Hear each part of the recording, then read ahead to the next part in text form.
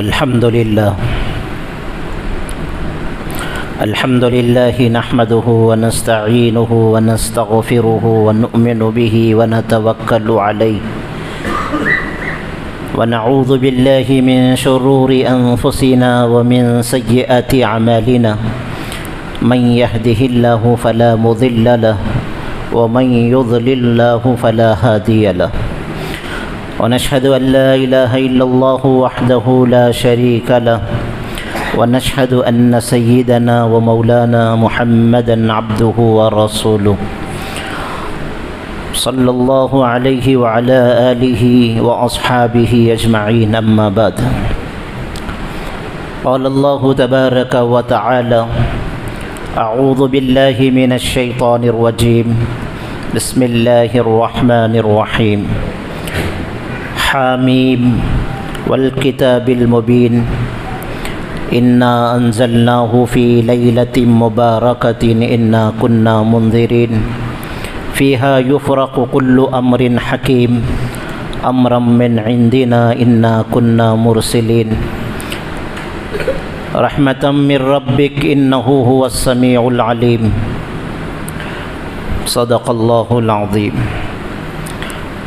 قال النبي صلى الله عليه وسلم إذا كانت ليلة النصف من شعبان فقوموا ليلها وصوموا يومها فإن الله تعالى ينزل إلى سماء الدنيا بغروب الشمس فيقول هل من مستغفر فأغفر له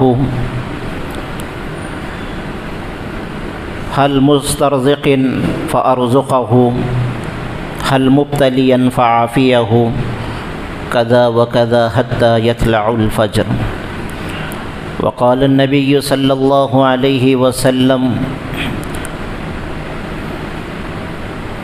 لا يدخل الجنة قاطع وقال النبي صلى الله عليه وسلم رضا الرب في رضا الوالد وقال النبي صلى الله عليه وسلم الجنة تحت أقدام الأمهات وقال النبي صلى الله عليه وسلم التائب من الذنب كمن لا ذنب له وقال عليه الصلاة والسلام التائب حبيب الله او كما قال النبی صلی اللہ علیہ وسلم۔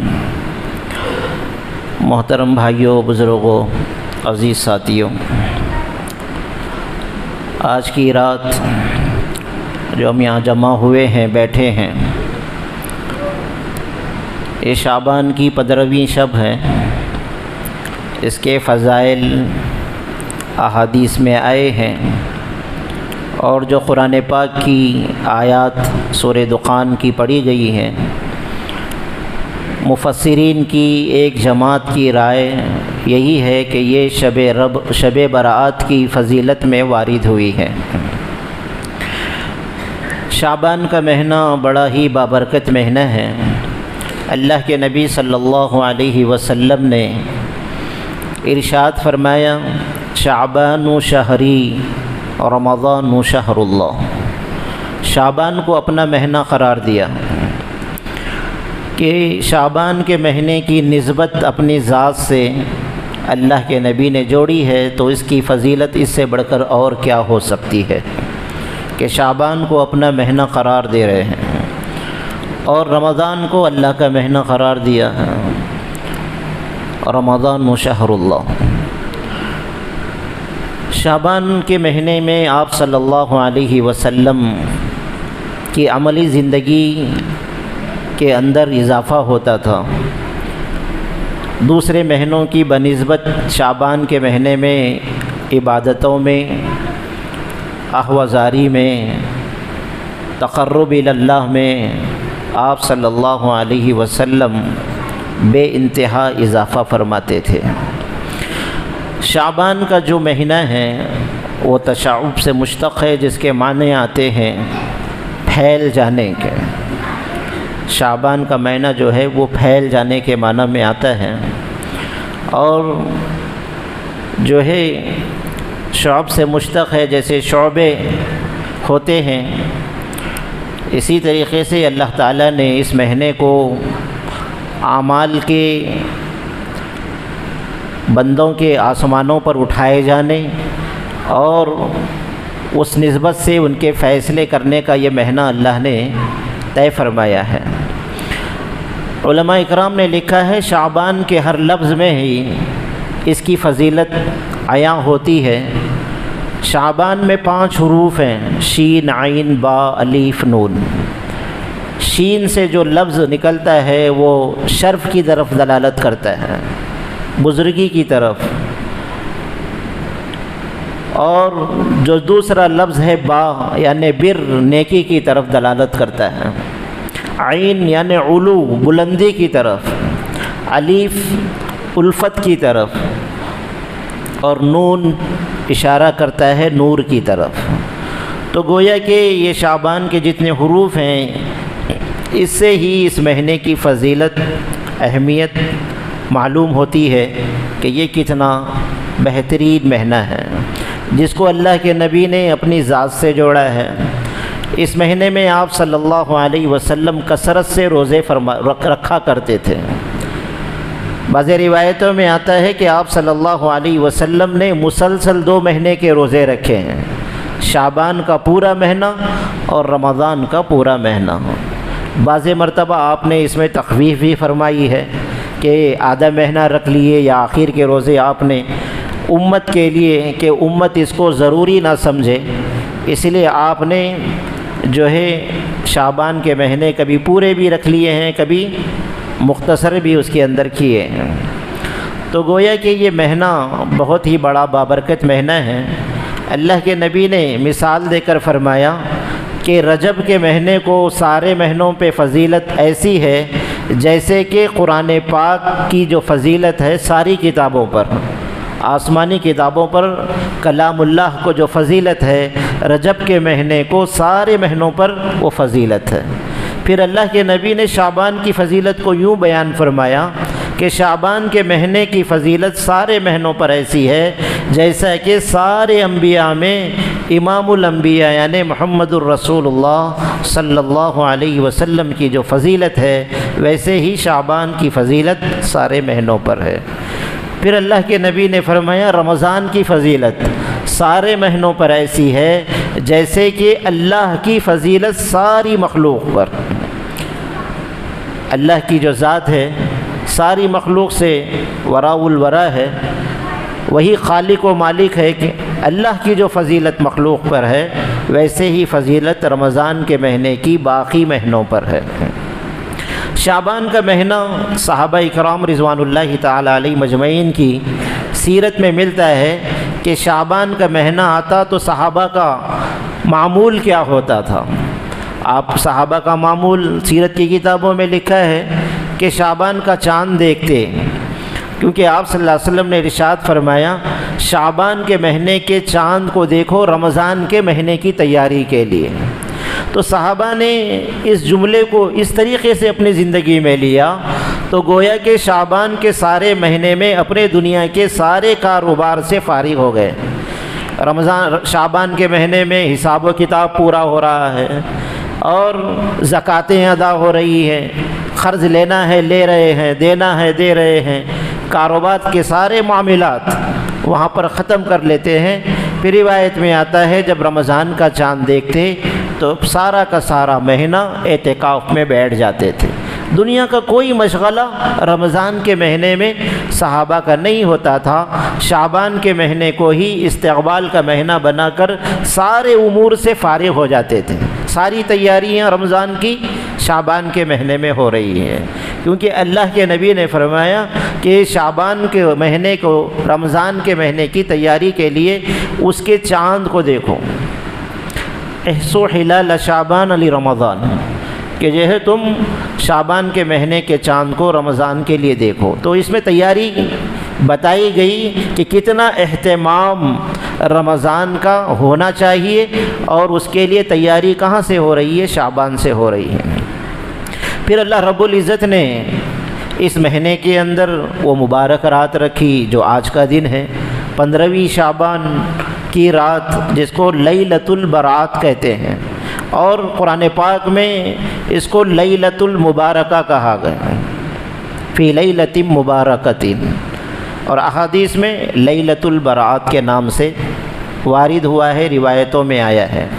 بعض لوگ جو ہے اس رات کا سراسر انکار کرتے ہیں کہ کوئی رات ہی نہیں ہے، اس کی کوئی فضیلت ہی نہیں ہے، اور بعض لوگ وہ ہیں کہ اس رات کو حد سے زیادہ اس کے اندر اس کی فضیلت کو اور اس کے اندر ایسے اعمال جو قرآن اور حدیث سے ثابت نہیں ہیں، بدعات والے اعمال میں پڑھ کر اسی کو وہ درجہ دیتے ہیں جو اس کا درجہ نہیں ہے، تو افراط اور تفرید کا شکار ہے۔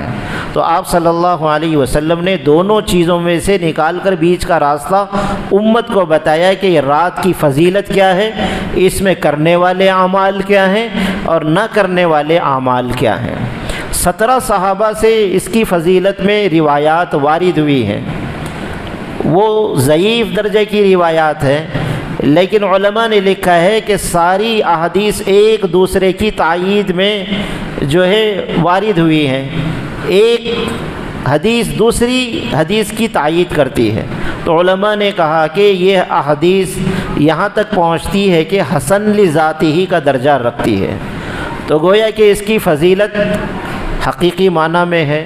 تو علماء نے لکھا ہے کہ اس راز کی فضیلت جو ہے آپ صلی اللہ علیہ وسلم نے بتائی ہے، لیکن اس رات میں اعمال کی فضیلت کو نہیں بتایا کہ کیا اعمال کرنا ہے، اس کی فضیلت وارد نہیں ہوئی، بلکہ اس رات کی فضیلت وارد ہوئی کہ کتنی بڑی رات ہے۔ بڑے بڑے کبار صحابہ سے روایات مروی ہیں، حضرت اما جان عائشہ رضی اللہ عنہ سے، حضرت علی رضی اللہ عنہ سے، بڑے بڑے صحابہ سے، جو ہے 17 صحابہ ہیں جنہوں نے شب برات کی فضیلت میں جو ہے احادیث کو روایت کیا ہے، تو اس کی فضیلت کا ہونا یہ یقینی ہے، حقیقی ہے، کوئی ایسے ہی بات نہیں ہے، بلکہ اس کی فضیلت احادیث کے ذریعے سے ثابت ہوتی ہے۔ نبی رحمت صلی اللہ علیہ وسلم نے روایت میں آتا ہے کہ آپ صلی اللہ علیہ وسلم نے فرمایا اتانی جبرائیل، میرے پاس جبرائیل علیہ السلام آئے، اور وہ 15ویں شعبان کی رات تھی۔ جبرائیل علیہ السلام نے مجھ سے فرمایا کہ اے محمد صلی اللہ علیہ وسلم اپنا سر آسمان کی طرف کیجئے، تو میں نے اپنے سر کو آسمان کی طرف اٹھایا تو میں نے جنت کے 8 دروازوں کو کھلا ہوا پایا۔ پھر اللہ کے نبی فرماتے ہیں کہ میں نے دیکھا جنت کے ہر دروازے پر ایک فرشتہ اعلان کر رہا ہے، ندا لگا رہا ہے، صدائیں لگا رہا ہے، اور وہ یوں کہہ رہا ہے کہ آج کی رات میں جو قیام میں ہے اس کے لیے خوشخبری ہے۔ دوسرے دروازے پہ فرشتہ یہ آواز لگا رہا ہے، اعلان کر رہا ہے کہ آج کی رات میں جو رکوع میں ہیں اس کے لیے خوشخبری ہے، اور تیسرے دروازے پر فرشتہ اعلان کر رہا ہے جو آج کی رات قاعدے میں ہے اس کے لیے خوشخبری ہے، جو سجدے میں ہے اس کے لیے خوشخبری ہے، جو اللہ کے سامنے راز و نیاز کرتے ہوئے بیٹھا ہے، گڑ گڑا کر رو رہا ہے، اس کے لیے خوشخبری ہے، جو آج کی رات میں اللہ کا ذکر کر رہا ہے اس کے لیے خوشخبری ہے۔ 7ویں دروازے پہ فرشتہ کہہ رہا ہے کہ ہے کوئی مغفرت کا چاہنے والا کہ میں اس کی مغفرت کروں، یہ اللہ کی طرف سے اعلان ہو رہا ہے۔ پھر 8ویں دروازے پہ اعلان ہو رہا ہے کوئی پریشان حال، ہے کوئی تکلیف دہ، ہے کوئی روزی روٹی کے لیے حیران کہ میں اس کو روزی عطا کروں۔ تو اللہ کے نبی نے جبرائیل علیہ السلام سے فرمایا یہ اللہ کا دربار کب تک لگا رہے گا، اور فرشتوں کی یہ اعلان اور یہ صدائیں کب تک جو ہے اللہ کے بندوں کی طرف پہنچتی رہے گی؟ تو جبرائیل علیہ السلام نے فرمایا حتیٰ یطلع الفجر، فجر تک اللہ کی طرف سے دربار کھلا رہے گا، اور اللہ کی طرف سے نوازشیں ہوتی رہے گی، انعامات لٹاتے جاتے رہیں گے، مانگنے والوں کو ملتا رہے گا۔ پھر اللہ کے نبی صلی اللہ علیہ وسلم نے جبرائیل علیہ السلام سے فرمایا کہ اے اللہ کے نبی، جبرائیل علیہ السلام نے اللہ کے نبی سے فرمایا کہ اے اللہ کے نبی آج کی رات میں اللہ رب العزت بے پناہ اپنی امت کی طرف مہربان ہوتے ہیں، غفور الرحیم ہوتے ہیں، اور اپنی امت اپنے بندوں کے گناہوں کو معاف فرماتے ہیں۔ اور کتنے لوگوں کی معاف فرماتے ہیں؟ جتنے قبیلے بنو کلب کے بکریوں کے جسم پر بال ہیں، اس سے زیادہ لوگوں کی اللہ آج کی رات میں مغفرت فرماتے ہیں۔ تو یہاں پر اس حدیث پاک میں جبرائیل علیہ السلام نے جس قبیلے کی طرف اشارہ فرمایا، علماء نے لکھا ہے کہ مدینے کے اندر ایک قبیلہ تھا جس کا نام قبیلہ بنو کلب تھا، اور ان کی روزی روٹی کا مسئلہ، ذریعہ معاش، بکریوں کی افزائش، بکریوں کو پالنا اور ان کو بیچ کر اپنی ضروریات زندگی کو پورا کرنا، ان کا ذریعہ معاش یہی تھا۔ اور کثیر تعداد میں ان کے پاس بکریاں تھیں، تو لامحدود بکریاں ہیں، اور ان کے جسم پر کتنے بال ہوں گے؟ ایک بکری کے جسم پر کتنے بال ہو سکتے ہیں جس کو ہم اندازہ بھی نہیں لگا سکتے؟ تو گویا کہ ہزاروں لاکھوں کی تعداد میں بکریاں ہیں، اور ان کے جسم پر جتنے بال ہیں ان سے بھی زیادہ لوگوں کی اللہ شب برات میں مغفرت فرماتے ہیں۔ تو یہ اللہ کے نبی صلی اللہ علیہ وسلم کو حضرت جبرائیل علیہ السلام نے یہ تشبیہ دے کر جو ہے یہ بتانا مقصود ہے کہ بکریوں کے جسموں پر بال کون گن سکتا ہے، تعداد کی زیادتی کو بتانا مقصود تھا کہ جیسا ہم بال نہیں گن سکتے، اس کی گنتی ہمارے شمار میں نہیں آ سکتی، ایسے ہی اللہ اتنے لوگوں کی مغفرت فرماتے ہیں جس کا احصاء اور شمار ہماری عقلیں نہیں کر سکتی۔ تو گویا کہ بے شمار لوگوں کی اللہ رب العزت شب برات کے اندر مغفرت کا سامان فرماتے ہیں۔ اور یہ ایک روایت میں آتا ہے، حضرت علی رضی اللہ عنہ کی روایت، فرماتے ہیں کہ نبی رحمت صلی اللہ علیہ وسلم نے ارشاد فرمایا، اذا کانت لیلۃ النصف من شعبان، جب 15ویں شعبان آ جاوے تو تم رات میں عبادت کرو، دن میں روزہ رکھو، کیونکہ اللہ تعالیٰ آسمان دنیا پر نازل ہوتے ہیں اور یہ اعلان کرتے ہیں، ہے کوئی مغفرت کا طلب کرنے والا کہ میں اس کے گناہوں کو معاف کر دوں، ہے کوئی روزی روٹی کا چاہنے والا کہ میں اس کی روزی روٹی میں برکت دوں، ہے کوئی پریشان حال، اس کی پریشانیوں سے میں اس کو عافیت میں بدل دوں۔ پھر اللہ کے یہ اعلانات ہوتے رہتے ہیں، قضا و قضا، یہ ایک ایک بندے کی ضرورت کو، یہاں سے معلوم ہوتا ہے ہر بندے کی ضرورتیں اس کی زندگی میں الگ الگ ہوتی ہیں، کسی کو کچھ ضرورت ہے، کسی کو کچھ ضرورت ہے، کسی کو اولاد کی، کسی کو مال کی، کسی کو مکان کی، کسی کو بیوی کی، ہر ایک کو کسی کو بیماری سے شفا کی۔ تو یہاں پر گویا کہ ہر اس ضرورت کو بیان کیا جاتا ہے اور اعلان کیا جاتا ہے کہ ساری ضرورتیں میرے خزانے سے ملنے والی ہے، اسی لیے میری طرف متوجہ ہو جاؤ، یہاں تک کہ اللہ کا دربار چلتا رہتا ہے، فجر تک اللہ کا یہ دربار قائم رہتا ہے، مانگنے والوں کو ملتا رہتا ہے۔ تو یہ احادیث نبی رحمت صلی اللہ علیہ وسلم نے اپنی امت کو اس کی فضیلت میں بتایا کہ یہ رات بڑی مبارک رات ہے۔ اسی لیے بعض روایتوں میں یوں آیا ہے کہ شعبان کا جو مہینہ ہے اور اس کی 15ویں جو رات ہے، اس میں اللہ رب العزت بندوں کے سال بھر کے اعمال کو، ترفع اعمالہم، سارے کے سارے سال بھر جو اعمال ہم نے کیے ہیں وہ آسمانوں پہ اٹھائے جاتے ہیں، اور اللہ کے فیصلے اس کے مطابق زمین پر اترتے ہیں، ان کی روزی روٹی اترتی ہے، ان کی ساری ضرورتیں اللہ آسمانوں سے اتارتے ہیں۔ تو یہ 15ویں شعبان میں ہوتا ہے۔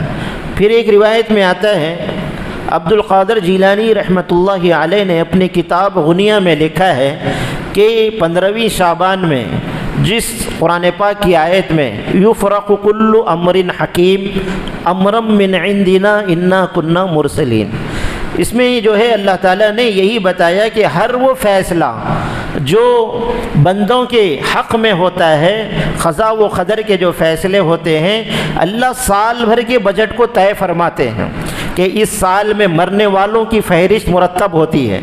اللہ نے جو ہے تقدیر کے فیصلے جو ہے اسی وقت لکھ دیے ہیں، لیکن ایک سال کا بجٹ فرشتوں کے حوالے کرتے ہیں کہ دیکھو تمہیں ایک سال میں یہ کام کرنا ہے۔ ہر ایک کو ان کا کام دیا جاتا ہے اور اس کی فہرست مرتب کر کے ان فرشتوں کے حوالے کر دی جاتی ہے۔ پانی کتنا برسے گا وہ فہرست دی جا رہی ہے، فرشتے کا کام ہے اتنا پانی برسائے اللہ کے حکم سے۔ ہوا کتنی چلنی ہے، کتنے پھل درختوں کو لگنے ہیں، کتنے پتے نئے لگنے ہیں، کتنے سوکھ جانے ہیں، کتنے لوگ دنیا میں نئے پیدا ہونے ہیں، اور کتنے زندہ لوگ ہیں جن کو مرنا ہے، ساروں کی فہرست، کتنوں کے نکاح ہوں گے، کتنے حج کو جائیں گے، کتنے عمرے کو جائیں گے، جتنے بھی اعمال سال بھر کے ہوں گے، اللہ سارا کا سارا بجٹ جو ہے لکھ کر فرشتوں کے حوالے کرنے کی آج کی رات ہے۔ تو اس رات میں اللہ رب العزت بندوں کو جب بجٹ تیار ہو رہا ہے اور ہمارے زندگی کے قضاء و قدر کے فیصلے ہو رہے ہیں، اس وقت بندوں کی درخواستوں کو بھی قبول فرماتے ہیں کہ بندہ مانگ رہا ہے، اللہ کی وہ ذات ہے۔ جب مالک مزدوری کرنے پر مزدور کو تنخواہ دیتا ہے تو مزدور کیا کرتا ہے؟ صاحب کام بہت زیادہ تھا، محنت بہت ہوئی، تکلیف بہت ہوئی، مشقت بہت ہوئی، اتنا طے ہوا تھا، لیکن آپ تھوڑا سا رحم کر لیں، تو دنیا دار بھی اس کو 150 روپے بڑھ کے دے دیتا ہے۔ پھر اللہ کا معاملہ تو عجیب نرالا ہے۔ پھر اللہ کیوں کر کے نہ ہمارے فیصلوں میں ترمیم کریں گے؟ کیوں ہماری درخواستوں کو قبول کریں گے نہیں؟ دنیا کی حکومتیں جو ہے قوموں کی جب بجٹ تیار ہوتا ہے تو ان کی باتوں کو بھی سنتے ہیں اور بجٹ کے اندر ترمیم کرتے ہیں کہ بھئی یہ بجٹ تھا، یہ بجٹ میں یہ ترمیم کر دی جائے، بڑھا دیا جائے۔ تو اسی طریقے سے اللہ رب العزت جو ہے بندوں کے مانگنے پر جو ہے اس میں اضافہ کرتے ہیں۔ روزی اتنی تھی لیکن مانگنے پر کچھ بڑھا دی گئی، عمر متعین تھی مانگنے پر کچھ دے دی گئی۔ ایک ہے تقدیر معلق اور ایک ہے تقدیر مبہم۔ تقدیر معلق علماء نے لکھا ہے 99% اللہ نے وہ تقدیر رکھی ہے جو معلق ہے، یعنی کسی کام سے جڑی ہوئی ہے، بندہ یہ کرے گا تو اس کی عمر میں بڑھا دیں گے۔ جیسے رشتہ داروں کے ساتھ اچھا سلوک کر رہا ہے، صدقہ کر رہا ہے، خیرات کر رہا ہے، تو اللہ رب العزت اس عمل کی وجہ سے عمر کم تھی لیکن رشتے ناتوں کو جوڑ رہا ہے اور صلہ رحمی کر رہا ہے تو اللہ اس کی عمر کو بڑھا رہے ہیں۔ صدقہ خیرات کر رہا ہے تو اس کے مال کو بڑھا رہے ہیں۔ تو گویا متعین تھی لیکن کسی عمل کے کرنے کی وجہ سے اس کی روزی روٹی کو اللہ بڑھا دیتے ہیں۔ تو 99% وہ تقدیر ہے جو معلق ہے کہ کسی وجہ سے کسی کام کے ساتھ وہ جڑی ہوئی ہے، اللہ اس کے اندر ترمیم کرتے ہیں کیونکہ اللہ کی ذات غفور الرحیم ہے اور بندوں کے حق میں اللہ رب العزت بہت ہی زیادہ جو ہے رحمان اور رحیم ہے، مہربان ہے۔ اس لیے اللہ نے اس تقدیر کے ساتھ بندوں کے فیصلوں کو جوڑ کے رکھا ہے۔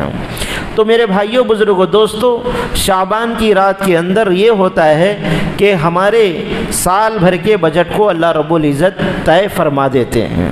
اسی لیے بندہ زیادہ سے زیادہ لجاجت کے ساتھ طالب بن کر، متوجہ ہو کر اللہ کے دربار میں گڑ گڑائے، مانگے اور جو ہے اللہ کی طرف متوجہ ہو۔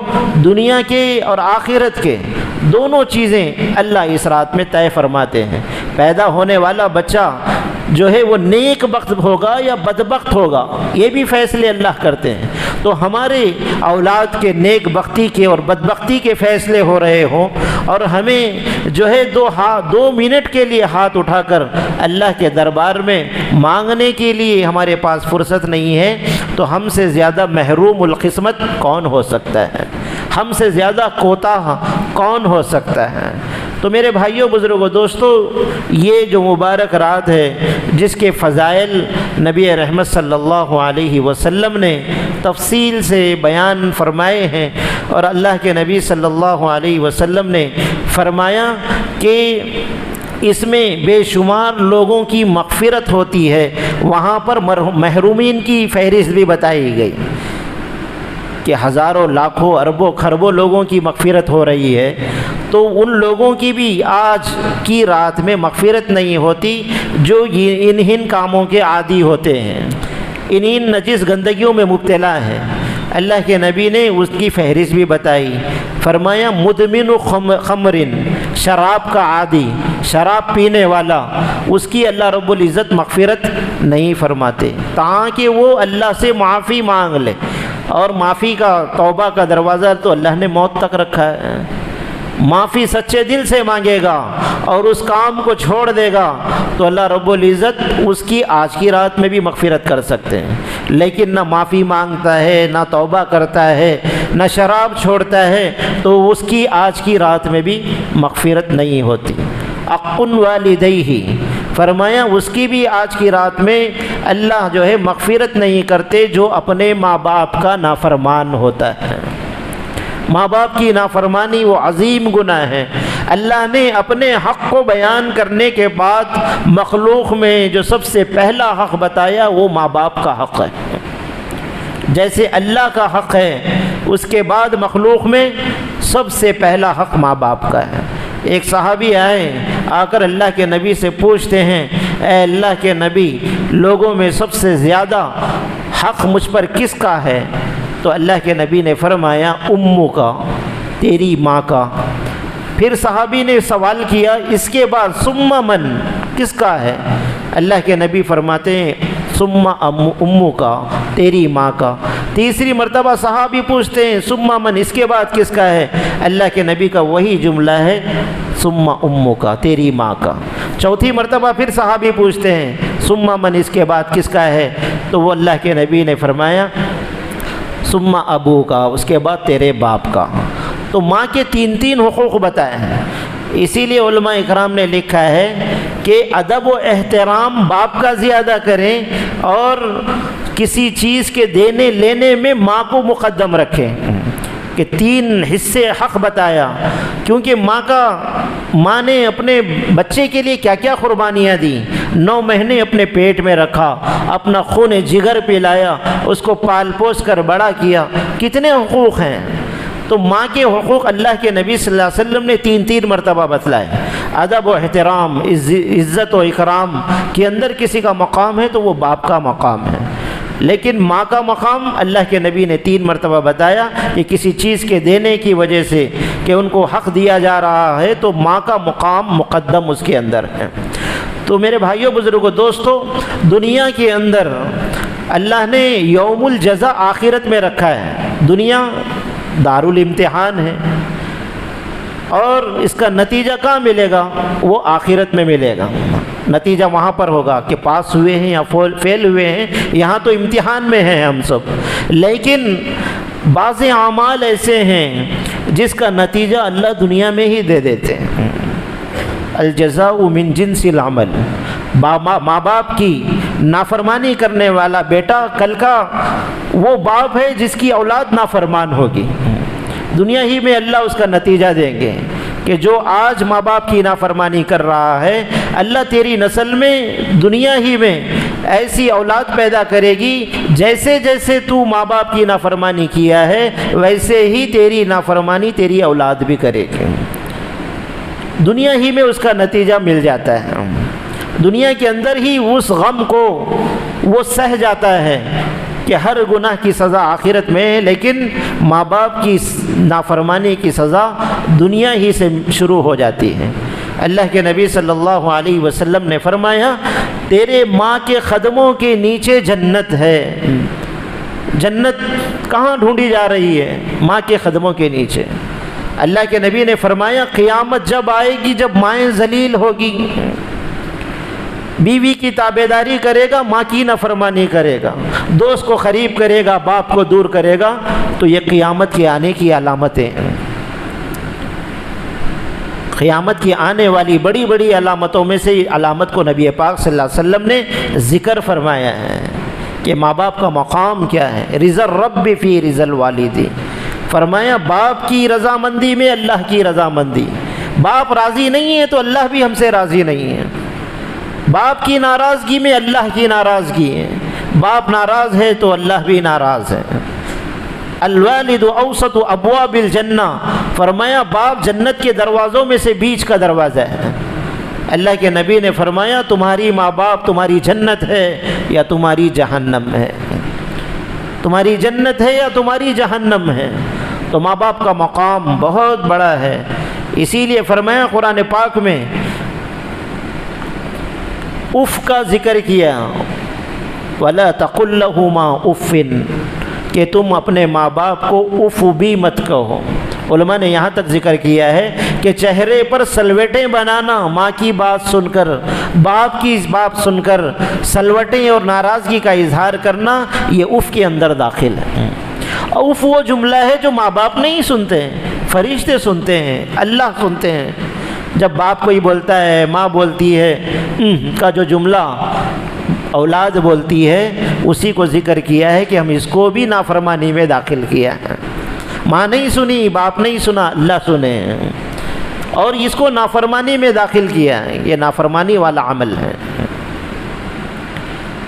ماں باپ کی نافرمانی عظیم بڑے بڑے گناہوں میں سے ایک گناہ ہے۔ امام شافعی رحمۃ اللہ علیہ وقت کے امام ہیں، درس و تدریس کا معاملہ ہے، تھکے ہارے درس سے فارغ ہو کر اب گھر آتے، 90 سال کی ان کی ضعیف والدہ ہیں، بستر پہ چارپائی پہ لیٹی ہوئی ہوتی تھی، آتے اور وہاں پر ماں کے قریب بیٹھتے، اپنے ہاتھوں سے ماں کی پنڈلیوں کو، ایڑیوں کو دباتے دباتے دباتے اپنے ہونٹوں سے ماں کے پنجوں کا بوسہ لیا کرتے تھے۔ ماں اپنے پیروں کو کھینچ لیتی تھی اور یوں کہتی تھی، بیٹا تو وقت کا امام ہے اور تو قال اللہ قال الرسول کرتا ہے، تیرے ان مبارک لبوں سے اللہ کا کلام، نبی کی حدیثیں بیان ہوتی ہیں، لاکھوں کا مجمع تجھ سے مستفیض ہوتا ہے، تیرا بڑا مقام ہے۔ میں نہیں چاہتی، اپنے پیروں کو کھینچ لیتی تھی اور یوں کہتی تھی کہ بیٹا میں نہیں چاہتی کہ تیرے ان مبارک لبوں کو میرے پیر لگ جاویں۔ تو امام شافعی رحمۃ اللہ علیہ ان پیروں کو قریب کر لیتے، اپنے سینے سے لگاتے اور بوسہ لے کے فرماتے، اماں میں تیری پیروں کو نہیں، میری جنت کو بوسہ لے رہا ہوں۔ تو یہ دین بتایا گیا ہے کہ ماں کا کیا مقام ہے، باپ کا کیا مقام ہے۔ آج امت کے اندر سب سے بڑا المیہ یہ ہے کہ جن ماں باپ نے اپنے 10 بچوں کو پالا پوسا ہے، آج 10 بچے مل کر ماں باپ کو جو ہے ان کے بوڑھاپے میں ان کی خدمت کرنا گوارا نہیں، اولڈ ایج ہوم میں لے جا کر ان کے حوالے کر دیتے ہیں، اور ایسی داستانیں جو ہے اخبارات کی سرخیوں میں لکھی ہوئی ہوتی ہیں۔ باپ مر جاتا ہے، یہ 10 بچوں کو اطلاع دی جاتی ہے کہ آج تمہارا باپ مر گیا، تمہاری ماں مر گئی، تو بیٹا کہتا ہے کہ کفن دفن کا انتظام کر دو، ان کا جنازہ پڑھا کر دفن کر دو، جو بھی خرچہ ہوگا میں لا کر جمع کر دوں گا۔ آج امت کا یہ المیہ ہے، آج ہمارے ملک کے اندر، ہمارے شہروں کے اندر یہ ماں باپ کی حقوق کی پامالی ہو رہی ہے، جس کی وجہ سے آج اولادیں پریشان ہیں، اور کل کے دن یہ معاملہ ان کے ساتھ بھی ہوگا۔ کئی واقعات لکھے ہوئے ہیں، جس نے ماں باپ کی نافرمانی کی، جس نے باپ کو مارا تھا اس کی اولاد نے اس کو ماری، پھر اس کی اولاد نے 7 پشتوں میں واقعات کتابوں میں لکھے ہوئے ہیں کہ بیٹے نے باپ کو جوتے سے مارا تھا تو اس کے بیٹے نے اس کو جوتے سے مارا، پھر اس کے بیٹے نے اس کو جوتے سے مارا، 7 نسلوں تک یہ سلسلہ چلتا رہا۔ تو میرے بھائیوں، بزرگوں، دوستوں، ہزاروں واقعات ہیں۔ تو اللہ کے نبی نے فرمایا جو ماں باپ کو ناراض کرے گا، وہ شب برات کی عظیم ترین رات میں، جہاں پر اللہ کی رحمت جوش میں ہے اور چھوٹے چھوٹے بہانے پر بندوں کی مغفرت کے فیصلے ہو رہے ہیں، تو ایسے موقع پر ان لوگوں کی مغفرت اللہ رب العزت نہیں کریں گے جو ماں باپ کے نافرمان ہوں گے۔ چھوٹی موٹی باتیں ہو جاتی ہیں، وہ نافرمانی میں داخل نہیں ہیں، لیکن ایسے جملے جو دلوں کو چیر دے اور ماں باپ کے دلوں کو توڑ کے رکھ دے اور ان کو ایسے زخم دے کہ وہ بالکل بھلانے کو تیار نہ ہو، یہ نافرمانی کے اندر داخل ہے۔ چھوٹی موٹی باتیں ہر گھر میں ہو جاتی ہیں، اس کے بعد معافی تلافی ہو جاتی ہے، وہ نافرمانی کے اندر داخل نہیں۔ ایسی باتیں اور ایسے جملے جو نشتر کی طرح دل میں چھپ جاویں اور ان کے اوپر مال خرچ کرنے کو آدمی تنگدستی کر لے اور اپنے اور اپنی بیوی پر مال خرچ کرے۔ حدیث پاک میں آتا ہے، اللہ کے نبی نے فرمایا تم کو روزی تمہارے کمزوروں کی وجہ سے دی جاتی ہے۔ گھر میں بوڑھی ماں ہیں، بوڑھے باپ ہیں، ان کے طفیل میں تم کو تمہارے بچوں کو روزی دی جا رہی ہے۔ ان کی برکت سے دی جا رہی ہے، اور جس کی برکت سے روزی دی جا رہی ہے وہ روزی انہی کو نہیں پہنچائی جا رہی، تو ہم سے زیادہ محروم القسمت کون ہو سکتا ہے؟ اللہ کے نبی نے فرمایا البرکت مع اکابرکم، برکت تمہارے بڑوں کے ساتھ ہے، بڑے گھر کے اندر ہیں تو برکتیں ہیں، بڑے نہیں ہیں تو برکتوں کا دروازہ بند ہے۔ تو ماں باپ سے زیادہ برکت کیا ہو سکتی ہے؟ اسی لیے آتا ہے سری سختی علیہ رحمہ، گزر رہے تھے، جو ہے ٹھوکر لگی، سنبھل کے چلنے لگے، آسمانوں سے آواز آئی اے سری سنبھل کے چلنا، جو ہستی تیرے قدم قدم پر عافیت کی دعا کرتی تھی وہ دنیا میں موجود نہیں۔ ان کی ماں انتقال ہو گیا تھا، بڑی نیک متقیہ، یہ ہمیشہ ان کے لیے دعا کر، آسمان سے ماں کا مقام بتایا جا رہا ہے، غیبی آواز آئی کہ سنبھل کے چلنا، وہ ہستی دنیا میں نہیں ہے جو تمہاری قدم قدم پر عافیت کی دعائیں کرتی تھی۔ تو ماں باپ کو بے لوث پرخلوص محبت کرنے والی ہستیاں ہیں اپنے ماں باپ سے۔ ہزاروں واقعات جو ہے احادیث میں لکھے ہوئے ہیں کہ ماں باپ کے مقام پر کیا ملا ہے۔ اویس قرنی صحابی نہیں تھے لیکن مقام کتنا بڑا ملا، کیوں ملا؟ ماں کی خدمت کے نتیجے میں۔ اللہ کے نبی کہہ رہے ہیں کہ ایک آدمی آئے گا، حضرت عمر حضرت علی سے، قرن سے آئے گا، یمن سے آئے گا، وہ جب آئے گا تو تم اس سے اپنی مغفرت کی دعا کروانا۔ کن ہستیوں کو کہا جا رہا ہے؟ ان کے بارے میں فرمایا کہ لا نبی بعدی لکانا عمر، میرے بعد کوئی نبی نہیں آئے گا، کہ اگر ہوتا کوئی نبی تو وہ عمر ہوتا۔ اتنی بڑی فضیلت ہے۔ علی رضی اللہ عنہ کا کتنا بڑا مقام ہے۔ ان دونوں ہستیوں سے کہا جا رہا ہے کہ تم اپنی مغفرت کی دعا اویس قرنی سے کرانا۔ کون سا عمل کیا تھا؟ ماں کو راضی کیا تھا، جس کی وجہ سے یہ مقام کہ سارے روایت میں آتا ہے سارے کے سارے لوگ جنت میں جائیں گے، اویس قرنی رضی اللہ عنہ کو روک لیا جائے گا۔ یہ پریشان ہوں گے کہ سارے کے سارے جنت میں جا رہے ہیں اور یہ رکے ہوئے ہیں کہ کن کو کیوں روکا جا رہا ہے؟ تو کہا کہ ان کا مقام و مرتبہ ہے کہ جس طرف اویس انگلی اٹھائے گا جہنم میں کھڑے ہوئے ہیں، جہنم میں جانے والے آمار کر کے ٹھہرے کہ جدھر جدھر اویس کی انگلی اٹھے گی ادھر ادھر اللہ کی رحمت کی چادر چلے گی۔ یہ انگلی اٹھ رہی ہے، اللہ رحمت کر رہے ہیں، مغفرت کے فیصلے فرما رہے ہیں اور ان کو جہنم سے بچا کے جنت میں داخل کر رہے ہیں۔ تو یہ مقام، یہ مرتبہ ماں کی خدمت کرنے کے نتیجے میں ملا ہے۔ تو میرے بھائیوں بزرگوں دوستو، ماں باپ اگر ہیں تو ان کی خدمت کرنا، اگر دنیا سے چلے گئے ہیں، اگر وہ ہم سے ناراض تھے تو اس کا راستہ بھی اللہ نے کھولا ہے کہ ان کے دنیا سے جانے کے بعد بھی ان کو راضی کرنے کا اللہ کے نبی صلی اللہ علیہ وسلم نے جو ہے ذریعہ بتایا ہے کہ وہ خبروں میں ہیں، ہم سے ناراض تھے، ہم نے ان کی نافرمانی کی ہے، تو اس امت پر جو ہے اللہ کے نبی نے احسان فرمایا اور وہ عمل بھی بتایا، فرمایا کثرت سے ان کی خبروں پر جا کر ان کے لیے دعائیں کرنا اور اپنے مال کے ذریعے سے جو ہے ان کے لیے ثواب جاریہ کرنا اور عبادتوں کے ذریعے سے ثوابیہ جاریہ کرنے کی وجہ سے وہ نافرمان بھی فرما برداروں میں شامل ہو جاتا ہے۔ راستہ کھول کے رکھا ہے، تو ایسا ہوا ہے تو اللہ نے یہ راستہ بھی کھول کے رکھا ہے۔ اگر موجود ہیں ان کی خدمت کرنا اور ان کو اپنی آخرت سمجھنا اور ان کے ذریعے سے آنے والے فتنوں کا سد باب سمجھنا کہ ان کی وجہ سے برکتیں آتی ہے، انہی کی وجہ سے ہماری دنیا بھی بن رہی ہے، ہماری آخرت بھی بن رہی ہے۔ تو نافرمانی کرنے والوں کی اللہ رب العزت اس رات میں مغفرت بالکل نہیں فرماتے۔ پھر اللہ کے نبی صلی اللہ علیہ وسلم نے آگے فرمایا المشاہن، کہ کینہ کپٹ سینے میں رکھنے والا، دل کے اندر بغض ہے، حسد ہے، دوسرے کے تعلق سے میرے دل کے اندر برائی ہے، فرمایا کہ ایسے آدمی کی اللہ مغفرت نہیں کریں گے۔ یہ وبا آج امت کے اندر عام ہے، سنا سنی ہم دوسرے کی برائی دل میں لا لیتے ہیں۔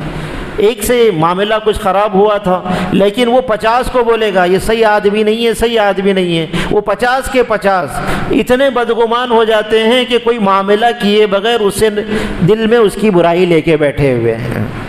تو یہ وہ اونچا عمل ہے حدیث پاک میں آتا ہے ایک صحابی مسجد نبی میں داخل ہوئے، اللہ کے نبی نے فرمایا اگر کسی کو دنیا میں کسی جنتی کو دیکھنا ہے تو ان صحابی کو دیکھ لو۔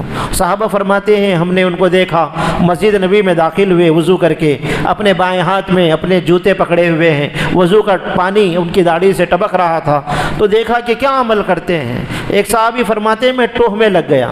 صحابہ کا جو مزاج تھا وہ آخرت کی طرف دوڑنے والے تھے، السابقون جو نیکی کی طرف بڑھنے والے صحابہ کرام تھے کہ نیکی کی کوئی بات دیکھتے تو اس کی طرف دوڑتے تھے۔ جیسے ہمارا مزاج دنیا کی طرف دوڑنے کا ہے، صحابہ کا مزاج آخرت کی طرف دوڑنے کا تھا۔ تو 3 دن کے لیے ان کے پاس گئے، کوئی ہیلا بہانہ کیا کہ میرے والد سے میری ناراضگی ہے، میں گھر میں نہیں رہوں گا، آپ اپنا مہمان مجھ کو بنا لیں۔ مقصد کیا تھا کہ دن کا عمل تو دیکھ رہے تھے، رات کا کون سا عمل ہے جس کی وجہ سے اللہ کے نبی نے جنت کی خوشخبری ان کو دی ہے۔ رات میں رہے ہیں، اٹھ کے دیکھ رہے ہیں بستر پہ سے کہ کون سا عمل کرتے ہیں۔ یہ عشاء کے بعد بستر پہ لیٹے ہیں اور سوئے ہیں تو فجر کی اذان کو اٹھے، تہجد کا جو معمول تھا پڑھ لیا، لیکن کوئی خاص عمل رات کا بھی نہیں محسوس ہوا۔ 3 دن رہنے کے بعد جانے لگے تو پوچھا کیا بات ہے تم چلے جانے لگے؟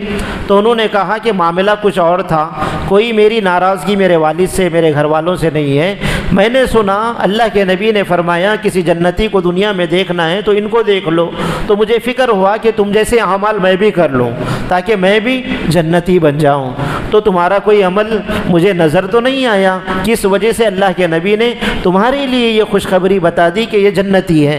تو ان صحابی نے فرمایا میں وہی اعمال کرتا ہوں جو تم کرتے ہو، 5 وقت کی نماز ہے اور جو اعمال دین کے وہی کرتا ہوں۔ رات کا عمل تم نے دیکھا، دن کا بھی دیکھا، تو پوچھا پھر کون سا عمل ہے؟ کہا میرا عمل یہ ہے کہ میں جب بھی رات میں سوتا ہوں تو اپنے دل میں جھانکتا ہوں کہ کسی مخلوق کی برائی تو میرے دل کے اندر نہیں ہے، کسی کے تعلق سے کینہ تو نہیں ہے، دل میں برائی تو لے کے نہیں بیٹھا ہوں، اپنے دل کو صاف کر کے سوتا ہوں۔ فرمایا یہی تمہارا وہ عمل ہے جس کی وجہ سے اللہ کے نبی نے تمہیں جنت کی خوشخبری دی۔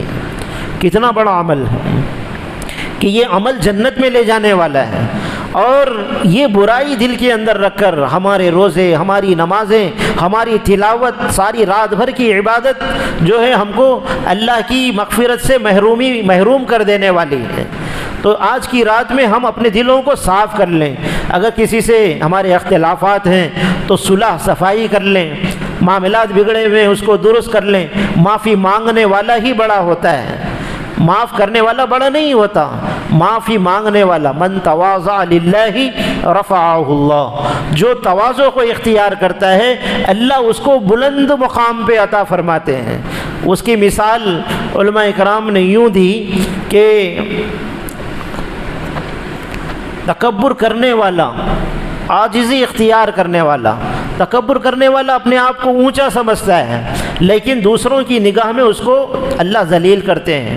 من تکبر وضعہ اللہ، جو تکبر کرتا ہے اللہ اس کو گرا دیتے ہیں۔ اس کی مثال یوں بتائی کہ ایک آدمی پہاڑ کی چوٹی پہ کھڑا ہے اور نیچے دیکھ رہا ہے لاکھوں کا مجمع ہے، اوپر دیکھ رہا ہے کہ یہ سب چھوٹے چھوٹے نظر آ رہے ہیں، اس کو میں کتنا بڑا ہوں اپنے آپ کو دیکھ رہا ہے، اور لوگوں کو دیکھ رہا ہے کہ وہ ایک چونٹیوں کی طرح نظر آ رہے ہیں۔ یہ نہیں سوچ رہا ہے کہ جتنے لوگ نیچے سے مجھے دیکھ رہے ہیں سب کی نگاہوں میں چھوٹا نظر آ رہا ہوں۔ تو آدمی یہ کہتا ہے کہ میں بڑا ہوں سب چھوٹے ہیں، اور چھوٹے جن کو سمجھ رہا ہے وہ سارے کے سارے اس کو چھوٹا سمجھتے ہیں۔ تو من تکبر وضعہ اللہ، اور جو عاجزی کو اختیار کرتا ہے اللہ اس کی عزت کو، اس کی تکریم کو بڑھا دیتے ہیں۔ من تواضع للہ رفعہ اللہ، معافی مانگنے والا اس کے دل کے اندر اللہ اطمینان قلبی عطا کرتے ہیں، اور جس سے معافی مانگی گئی ہے وہ معاف کرتا ہے، وقتی طور پر اس کو تھوڑا سا یہ سمجھ میں آتا ہے کہ چلو اس نے معافی مانگ لی اور میں ہی بڑا ہو گیا، لیکن ایک غم اس کے دل میں اللہ ڈالتے ہیں کہ وہ معافی مانگ کر جیت گیا اور میں معاف کر کے میں ہار ہی گیا۔ اللہ اس کے اندر یہ کیفیت اس کے اندر معاف کر کر جو ہے اس کے اندر ایک غم پیدا کر دیتے ہیں۔ معاف مانگنے والے کے دل کے اندر اللہ کشادگی عطا فرماتے ہیں۔ اسی لیے واعف عمن ظلمک، فرمایا اس کو معاف کر دو جو تم پر ظلم کر رہے ہیں۔ معاف کرنے والے کا مرتبہ اللہ کے نبی نے بڑھایا۔ مدمن خمر شراب کا پینے والا، اور والدین کی نافرمانی کرنے والا، دل کے اندر جو ہے برائی کا رکھنے والا، فرمایا مشرک، شرک کرنے والا۔ شرک کس کو کہتے ہیں؟ کہ اللہ کے علاوہ کسی کی عبادت کرے، یہ تو شرک جلی ہے، ظاہر ہے کہ یہ مشرک ہے، لیکن ایک شرک خفی ہے جو ہم جانتے نہیں۔ اسی لیے حدیث پاک میں اللہ کے نبی صلی اللہ علیہ وسلم نے ارشاد فرمایا کہ شرک خفی وہ ہے جو میری امت کے اندر ایسے دوڑتا ہے، ایسے داخل ہوتا ہے جیسے چونٹیوں کی چلنے کی آواز کی جو ہے آواز نہیں ہوتی، اتنی خاموشی کے ساتھ جو ہے میری امت کے دلوں کے اندر شرک خفی داخل ہوتا ہے۔ حضرت ابو بکر رضی اللہ عنہ جب اللہ کے نبی سے سنے تو بڑے حیران ہوئے، اے اللہ کے نبی، پھر یہ شرک خفی سے جو ہے ہم اللہ سے کیسے معافی مانگیں؟ تو اللہ کے نبی نے فرمایا اللہ سے یوں دعا کرو کہ اے اللہ مجھے اس شرک سے بھی معاف فرما جو ظاہری ہے، اور اس شرک سے بھی معاف فرما جو مخفی ہے، ہم نہیں جانتے۔ تو ہم اٹھتے بیٹھتے ایسے جملے کہہ دیتے ہیں جس کی وجہ سے جو ہے آدمی شرک کے اندر داخل ہو جاتا ہے۔ اسی لیے فرمایا لولا ان تفتحوا ابواب الکفر، یہ ایسے جملے ہیں اگر مگر ایسا ویسا بندہ کرتا ہے کہ میں اگر ایسا کرتا تو ایسا ہوتا، تیرے کرنے سے کچھ نہیں آتا، جو اللہ چاہتا ہے وہی ہوتا ہے۔ لیکن جملے بعض مرتبہ یوں کہتا ہے کہ میں ایسا کرتا تو ایسا ہوتا، ویسا کرتا تو ایسا ہوتا۔ فرمایا یہ ایسے جملے ہیں جو کفر کے دروازے کو کھولتے ہیں۔ تو بندہ کبھی کبھی ایسے جملے بول جاتا ہے کہ جو ہے جس کی وجہ سے شرک خفی کے اندر مبتلا ہو جاتا ہے۔ اسی لیے ہمیشہ بندے کو ٹٹولنا چاہیے کہ میں کیسے جملے بول رہا ہوں۔ اسی لیے روایت میں آتا ہے ایک بہت بڑے اللہ والے تھے، 70-80 سال کی عمر ہوئی، بڑے مدارس خانقاہی لین سے، اور لوگوں کی اصلاح کا کام انہوں نے بہت زیادہ کیا۔ جب ان کا انتقال ہوا اللہ کے دربار میں پیش ہوئے تو کسی نے خواب میں دیکھا تو ان سے پوچھا کہ جنت کے بالا خانوں میں ہیں، اللہ نے آپ کے ساتھ تو بڑا اچھا معاملہ کیا ہے۔ کہا نہیں، اللہ رب العزت نے مجھے کچھ نہیں پوچھا، میں تو ہلاک ہی ہو گیا تھا، اللہ نے مجھ پر رحم فرمایا۔ پوچھا کیا معاملہ ہوا؟ اللہ نے مجھ سے پوچھا کہ دنیا سے کیا لے کر آیا ہے؟ تو میں نے کہا اللہ 70 سال کی توحید کو لے کر آیا ہوں۔ پھر اللہ نے پوچھا کہ فلاں وقت میں، فلاں دن میں، فلاں مہینے، فلاں سال میں تمہارے پیٹ میں درد ہوا تھا، کسی نے پوچھا کہ پیٹ میں درد کیوں ہوا؟ تو تم نے کہا تھا دودھ پینے کی وجہ سے ہوا تھا۔ اس وقت میری توحید کہاں گئی تھی کہ تمہیں تکلیف دودھ دیا تھا یا اللہ دیا تھا؟ تو ہم ایسے جملے بول جاتے ہیں جو بظاہر شرک کے مترادف نظر آتے ہیں، لیکن اس سے بھی اپنے زبانوں کو بچانا اور اللہ سے معافی مانگتے رہنا کہ ہمارے بول چال میں کہیں ایسے جملے تو نہ ہوئے ہوں جس سے اللہ کی ناراضگی کا ذریعہ ہوا۔ تو شرک کرنے والے کی اللہ رب العزت بالکل معاف نہیں فرماتے۔ خبروں سے مانگ رہے ہیں، اولیاء امت سے مانگ رہے ہیں، دینے والی ذات اللہ کی ذات ہے، ان کو بھی اللہ نے دیا ہے، ہم کو بھی اللہ ہی دے گا۔ تو یہ شرک والے راستے ہیں، اس سے اپنے آپ کو بچانا بے حد ضروری ہے۔ تو اللہ کے نبی صلی اللہ علیہ وسلم نے ان چیزوں سے امت کی رہنمائی فرمائی کہ آج کی رات میں ایسے لوگوں کی مغفرت نہیں ہوگی جو ایسے گناہوں کے اندر مبتلا ہوں گے۔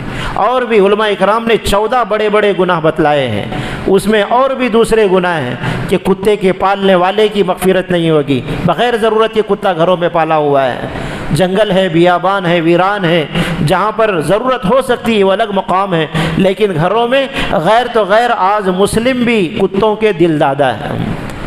ماں باپ کو اتنے خیال نہیں جتنا کتے کا خیال ہے، اس کو اس کے بسکٹ کا، اس کے کھانے کا، اس کی ضرورتوں کا، اس کی بیماری کا خیال ہے، گھر کے لوگوں کے افراد کا خیال ہے۔ غیر تو غیر آج مسلمانوں کے اندر بھی کتوں کی محبتیں۔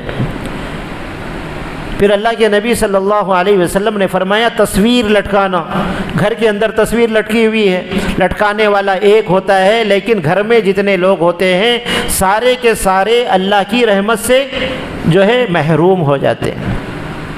اللہ کے نبی نے فرمایا مبسل ازارن، اپنے کپڑے کو ٹخنے سے نیچے لٹکانے والا، اللہ اس کی بھی آج کی رات میں مغفرت نہیں کرتے۔ 100% مسلم ایسے ہیں جو اپنے کپڑے کو ٹخنے سے نیچے لٹکاتے ہیں۔ گناہ بے لذت ہے، کیا مزہ ملے گا ٹخنے سے نیچے کپڑا لٹکانے پر؟ کون سی لذت مل رہی ہے؟ کون سا نفع ہے؟ کون سا تیر مار رہے ہیں جس کی وجہ سے اللہ کی رحمت سے محروم ہو رہے ہیں، اللہ کی مغفرت سے محروم ہو رہے ہیں؟ علماء نے مسائل میں یہاں تک لکھا ہے وہ درزی بھی گناہ گار ہے جو کپڑے کو ٹخنوں سے نیچے لمبا سیتا ہے، وہ درزی بھی گناہ گار ہے، پھر پہننے والا کتنا بڑا گناہ گار ہوگا؟ یہ تکبر کی علامت ہے۔ لوگ کہتے ہیں ہم تکبر سے نہیں لٹکاتے، تکبر سے نہیں لٹکاتے تو اوپر پہننے میں کیا حرج ہے؟ بڑی بڑی روایتیں آئیں کہ جو کپڑا ٹخنے سے نیچے لٹکے گا جہنم میں وہ جلے گا، اور اللہ قیامت میں اس کو دیکھنا بھی گوارا نہیں کریں گے جو اپنے کپڑے کو ٹخنے سے نیچے لٹکاتا ہے۔ چھوٹا معمولی گناہ بے لذت ہے، لیکن محرومی کتنی بڑی ہے آج امت کو دیکھنا گوارا ہے۔ حضرت عثمان رضی اللہ عنہ جب مدینہ پہنچے ہیں طواف کرنے کے لیے، تو آپ کی جو چادر تھی نصف پنڈلی تک تھی، تو سرداروں نے کہا صلح حدیبیہ میں جب آپ کو بھیجا گیا تھا تو پوچھا کہ آپ اتنی اوپر کیوں باندھے ہیں؟ کہ سرداروں عرب کے اندر سرداری اس کو کہتے تھے کہ آدمی کی چادر اتنی نیچے تک جائے کہ زمین پر گھسیٹتی ہوئی جائے، اس کو فخر سمجھتے تھے، اور یہ کہاں باندھے ہوئے؟ نصف پنڈلی تک۔ مذاق اڑا کے کہہ رہے ہیں کہ یہ کپڑا نیچے چھوڑو، یہ اتنی اوپر کیوں بیٹھ رہے ہیں؟ تو حضرت عثمان رضی اللہ عنہ کا جو جواب کیا تھا، ہاکذا ادار رسول اللہ صلی اللہ علیہ وسلم، میرے نبی اسی طریقے سے کپڑا پہنتے ہیں، اور ہمیں دنیا میں جو عزت ملی ہے نبی کے طریقے میں ملی ہے۔ ہم ذلیل تھے، عزت ملی اللہ کے نبی کے طریقے میں، اس کو چھوڑ کر ہم عزت نہیں کما سکتے۔ تو ٹخنے سے نیچے کپڑا لٹکانا میرے بھائیوں بزرگوں دوستوں وہ بڑا گناہ ہے جو اللہ کی آج کی جہاں پر اربوں خربوں لوگوں کی مغفرت ہو رہی ہے، پھر بھی اللہ رب العزت آج کی رات میں اس نحوست والے عمل کی وجہ سے مغفرت نہیں فرمائے۔ زنا کرنے والا اس کی اللہ رب العزت مغفرت نہیں فرماتے، اور بہت سے گناہ ہیں جس کا نبی پاک صلی اللہ علیہ وسلم نے نشاندہی فرمائی کہ اس سے اپنے آپ کو بچانا اور اللہ کی مغفرت کے حقدار بننا، یہ آج کی رات کے اندر بندے کو اس عمل کو کرنا چاہے۔ تو میرے بھائیوں بزرگوں دوستوں، یہ شعبان کی جو 15ویں رات ہے، اس میں اللہ کے نبی صلی اللہ علیہ وسلم سے چند اعمال ہوئے ہیں، آپ نے کیے ہیں، اور اس کی حقیقت کیا ہے، وہ کس درجے کے ہیں، اس کو بھی سمجھنے کی ضرورت ہے۔ آج افراط و تفریط کا امت اس کے اندر مبتلا ہے کہ آپ صلی اللہ علیہ وسلم، جان عائشہ فرماتی ہیں 15ویں شعبان کو آپ صلی اللہ علیہ وسلم کی باری میرے گھر میں رہنے کی تھی، ازواج مطہرات میں میرے پاس تشریف لائے، اور آپ بستر پر لیٹ گئے، اور آپ صلی اللہ علیہ وسلم تھوڑی دیر کے بعد اور وہاں سے اٹھے، اور آپ صلی اللہ علیہ وسلم حجرے سے باہر نکل کر چل دیے۔ اما جان عائشہ فرماتی ہے میرے دل کے اندر یہ خیال آیا شاید آپ کسی سوتن کے پاس گئے ہوں گے، دل میں خیال آیا، وہ بھی پیچھے ہو لی، عورت کا مزاج ہوتا ہے، تو پیچھے ہو لی، تو دیکھا کہ آپ صلی اللہ علیہ وسلم جنت البقیع کے اندر جہاں پر قبریں ہیں ان کے لیے مغفرت کی دعا کر رہے ہیں۔ یہ قریب میں گئی اور دیکھی، اور دوڑ کر واپس آ گئی اپنے آپ کو ملامت کرتے ہوئے کہ اللہ کے نبی کس عمل میں مشغول ہیں اور میرے دل کے اندر کیا خیال آیا۔ لوٹ کے آئی اور بستر پہ لیٹ گئی، اللہ کے نبی واپس آئے تو دیکھا اما جان عائشہ رضی اللہ عنہا کی سانسیں تیز چل رہی ہے۔ پوچھا کیا بات ہے عائشہ؟ تو اللہ کے نبی صلی اللہ علیہ وسلم سے اما جان عائشہ رضی اللہ عنہ نے فرمایا اے اللہ کے نبی، میں نے آپ کو بستر پہ موجود نہیں پایا تو میرے دل کے اندر یہ خیال آیا جیسے کہ عورت کے دل میں خیال آتا ہے، میں آپ کے پیچھے ہو لی اور آپ کو وہاں پر میں نے دیکھا۔ تو حضور صلی اللہ علیہ وسلم نے فرمایا کہ عائشہ کیا تم یہ خیال کرتی ہو کہ اللہ کا نبی کسی کے حق کے اندر ظلم کر سکتا ہے؟ تو علماء اکرام نے لکھا ہے اما جان عائشہ رضی اللہ عنہا نے وہ حکمت والا جواب وہاں پر دیا اور یہ فرمایا کہ اللہ کے نبی، میں نے یہ سوچا شاید آپ اللہ کے حکم سے گئے ہوں گے، اگر میں اس وقت ہاں کہہ دیتی تو یہ کفر ہوتا، لیکن اللہ نے حکمت دی تھی اماں جان عائشہ کو، فرمایا میرے دل کے اندر یہ خیال آیا شاید آپ اللہ کے حکم سے گئے ہیں، تو اللہ کے حکم سے گئے ہیں تو اللہ کے حکم کو ماننا پڑے گا۔ پھر حضور صلی اللہ علیہ وسلم نے ارشاد فرمایا کہ اے عائشہ، آج کی رات میں اللہ رب العزت اربوں خربوں لوگوں کی مغفرت کرتے ہیں، اس لیے میں نے چاہا کہ میں اپنی امت کی مغفرت کی دعا مانگوں، اس لیے میں قبرستان گیا۔ تو علماء نے لکھا ہے کہ جو ہے آج دیکھیں قبرستان کے اندر لائٹنگ ہے، رونقیں ہیں، ہر طرف برقی قمقمے ہیں، لوگ اس کو ضروری عمل قرار دیتے ہیں۔ آپ صلی اللہ علیہ وسلم نے زندگی میں صرف ایک مرتبہ گئے ہیں، صرف ایک مرتبہ، اس کے بعد پھر نہیں گئے۔ تو وہ عمل کو اس درجے میں رکھنا، جتنا کیا، جتنا بتلایا گیا ہے اتنا ہی کرنے کا نام کیا ہے؟ دین ہے۔ اس سے زیادت کرنے کا نام دین نہیں ہے، یہ بدعات اس کو کہتے ہیں۔ نماز ہم مغرب کی کتنی پڑھتے ہیں؟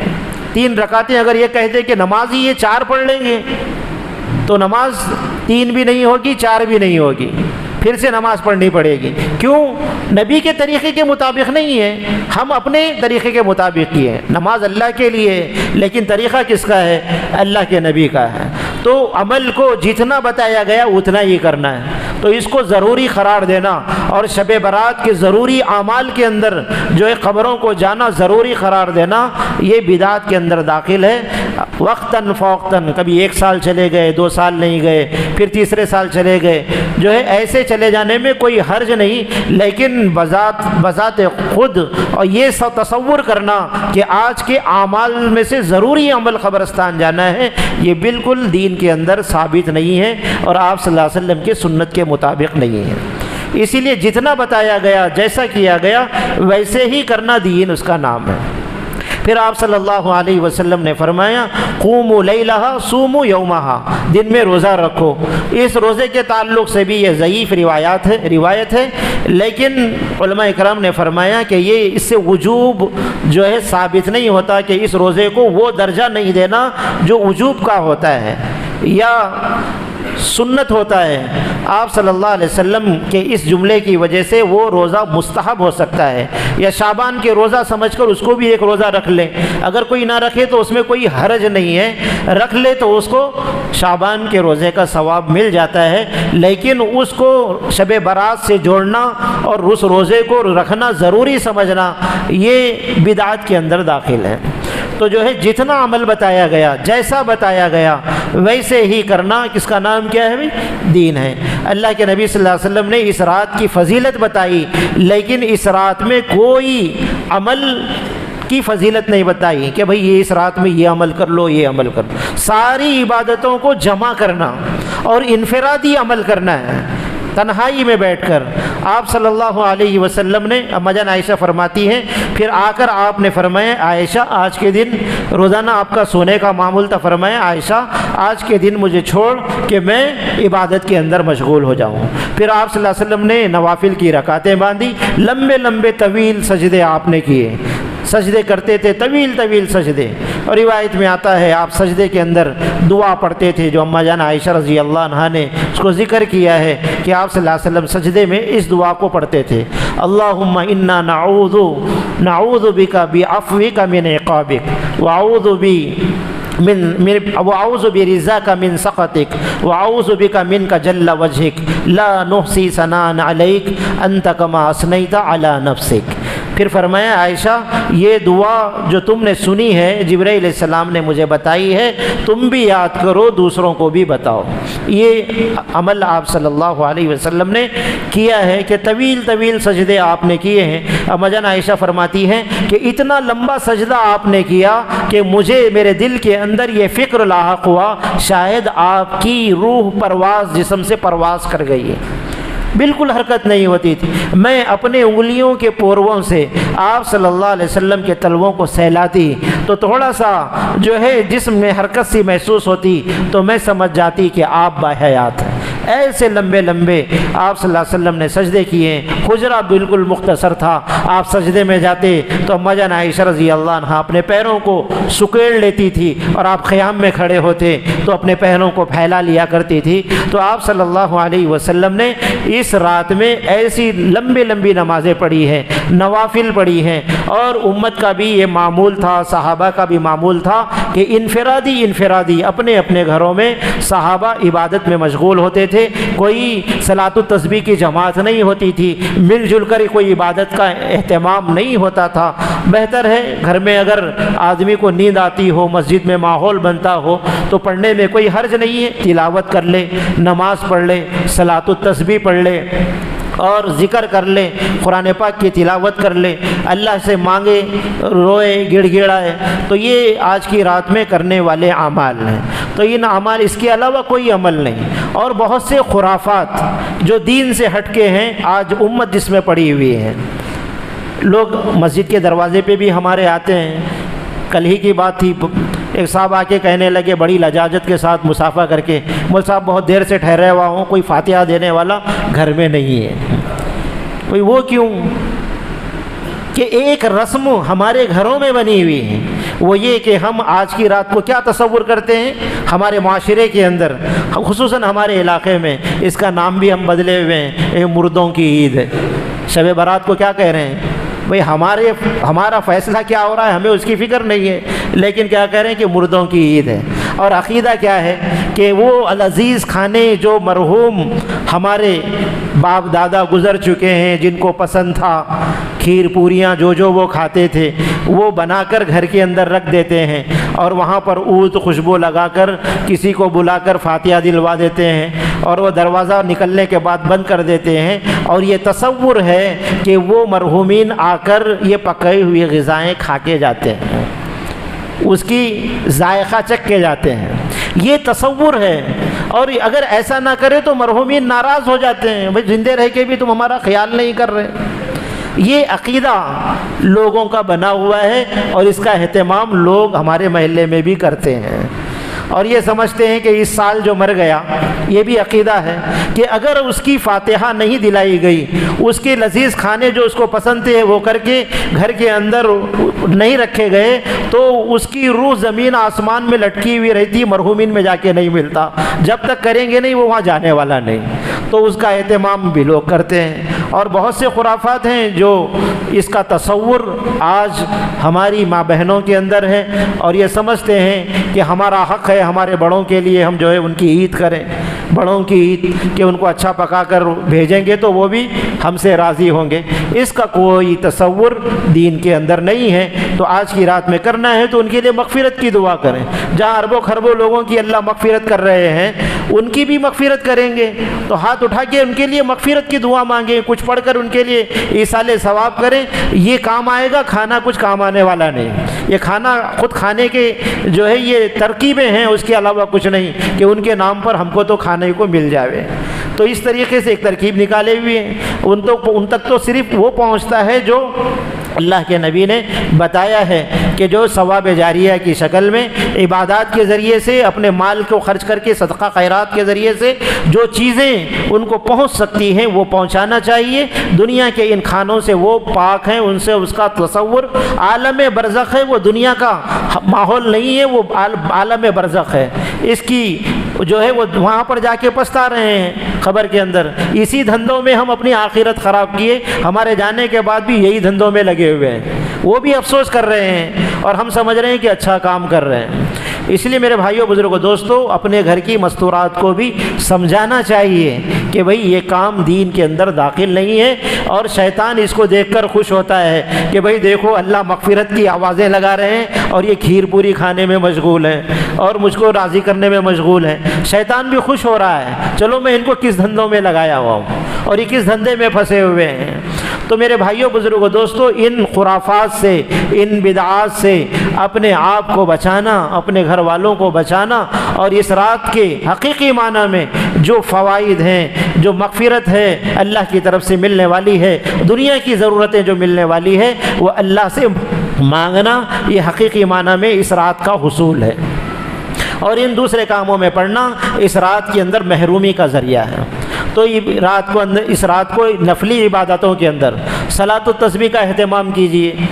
بڑی مبارک نماز ہے کہ اس کے زندگی بھر کے گناہ معاف ہوں گے، سمندر کے جھاگ کے برابر بھی اگر اس کے گناہ ہیں تو وہ گناہ صلاۃ التسبیح کی وجہ سے معاف ہو سکتے ہیں۔ اللہ کے نبی صلی اللہ علیہ وسلم نے اپنے چچا جان کو یہ نماز بتائی ہے، اور یہ آسان بھی ہے۔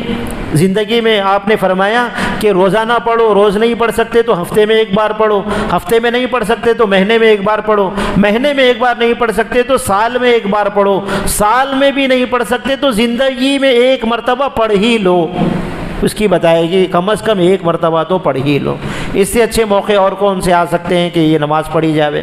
اور سب سے پہلے یہ ہے کہ ہم اپنی خزائے عمری کو دیکھیں، کتنی نمازیں ہماری چھٹی ہوئی ہیں۔ ایک نماز چھوڑنے پر کتنا بڑا نقصان ہے۔ اگر کسی نے ایک نماز چھوڑی تو اس کا اتنا بڑا نقصان ہے، اتنا بڑا نقصان ہے۔ اللہ کے نبی نے فرمایا کہ اس کا خاندان تھا، اس کی کمپنیاں تھی، اس کا مال تھا، اس کے بینک بیلنس تھی، اس کی بیوی بچے تھے، اس کے خاندان تھے، دنیا ساری کی ساری اس کے پاس تھی۔ ایک نماز کا چھوڑنا اتنا بڑا نقصان ہے کہ سارا کا سارا اس کا دنیا کا سامان ختم ہو گیا، بیوی بچے مر گئے، خاندان ختم ہو گیا، دنیا میں وہ اکیلا کھڑا ہو گیا، اس کا کوئی نہیں ہے، نہ مال ہے نہ اس کا خاندان ہے۔ کتنا بڑا نقصان ہے۔ اس سے بڑا نقصان ایک نماز کا چھوڑنا ہے۔ اور ایک نماز قضا کرنے کا کتنا بڑا گناہ ہے، کتنا بڑا۔ حدیث کے اندر ہم نے پڑھا ہے 2,88,000 برس جہنم میں جلنا پڑے گا۔ کتنی ایک حقوق جہنم میں جلنا پڑے گا، اس کی مقدار کیا ہے حدیث میں بتائی گئی ہے۔ ایک نماز چھوڑنے پر فرمایا جو ایک نماز چھوڑ دے اس کا جہنم کے دروازے پہ نام لکھا جاتا ہے۔ تو وہ قضائے عمری کو پڑھنے کا اہتمام کریں۔ ہر نماز کے بعد علماء نے اس کی آسان شکل بتائی۔ آج کی رات میں تو ہم پوری پڑھ نہیں سکتے، جب بھی ہم نماز پڑھ رہے ہیں تو یہ نیت، جیسے عصر کی نماز پڑھی، عصر سے جو ہے عصر کی سنتوں سے پہلے جو ہے یہ 4 رکعت نماز پڑھ لیں کہ میری 4 رکعت عصر کی جو چھٹی ہے وہ پڑھ رہا ہوں۔ تو جب تک زندگی رہے گی اس کا اہتمام، فجر کے وقت میں فجر کی، عصر کے وقت میں عصر کی، مغرب کے وقت میں مغرب کی، عشاء کے وقت میں عشاء کی، 4 رکعت، 2 3 رکعت آدمی دہراتا رہے تو اللہ رب العزت ادا کرنے والوں میں اس کو شمار کر لیتے ہیں۔ تو اس کا اہتمام کر لینا چاہیے، آج سے اس کو شروع کرنا چاہیے کہ جو ہے آج سے ہی میں قضائے عمری کو پڑھوں گا انشاءاللہ۔ صلاۃ التسبیح کا طریقہ بھی عموماً آسان ہے کہ اس میں ایک رکعت کے اندر 75 مرتبہ جو ہے تیسرا کلمہ پڑھنا ہے۔ رکعت باندھنے کے بعد ثنا پڑھ لی آپ تو جو ہے 15 مرتبہ پڑھ لیں تیسرا کلمہ، اس کے بعد سورہ فاتحہ، اس کے بعد کوئی سورت، پھر رکوع میں جانے سے پہلے 10 مرتبہ، 25 مرتبہ ہو گئے۔ رکوع میں سبحان ربی العظیم کے بعد 10 مرتبہ، 35 ہو گئے۔ رکوع سے اٹھنے کے بعد سجدے میں جانے سے پہلے 10 مرتبہ، 45 ہو گئے۔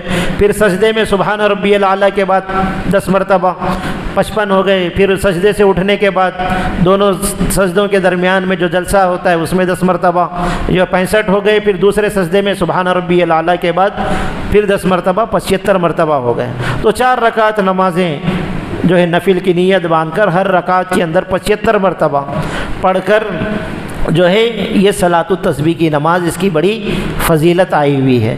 تو آج کی رات میں اس کا بھی اہتمام کریں، تلاوت کا اہتمام کریں، سورہ یاسین کی تلاوت کر لیں، جو بھی قرآن پاک میں سے آپ پڑھ سکتے ہیں پڑھ کر اللہ سے دعا مانگیں۔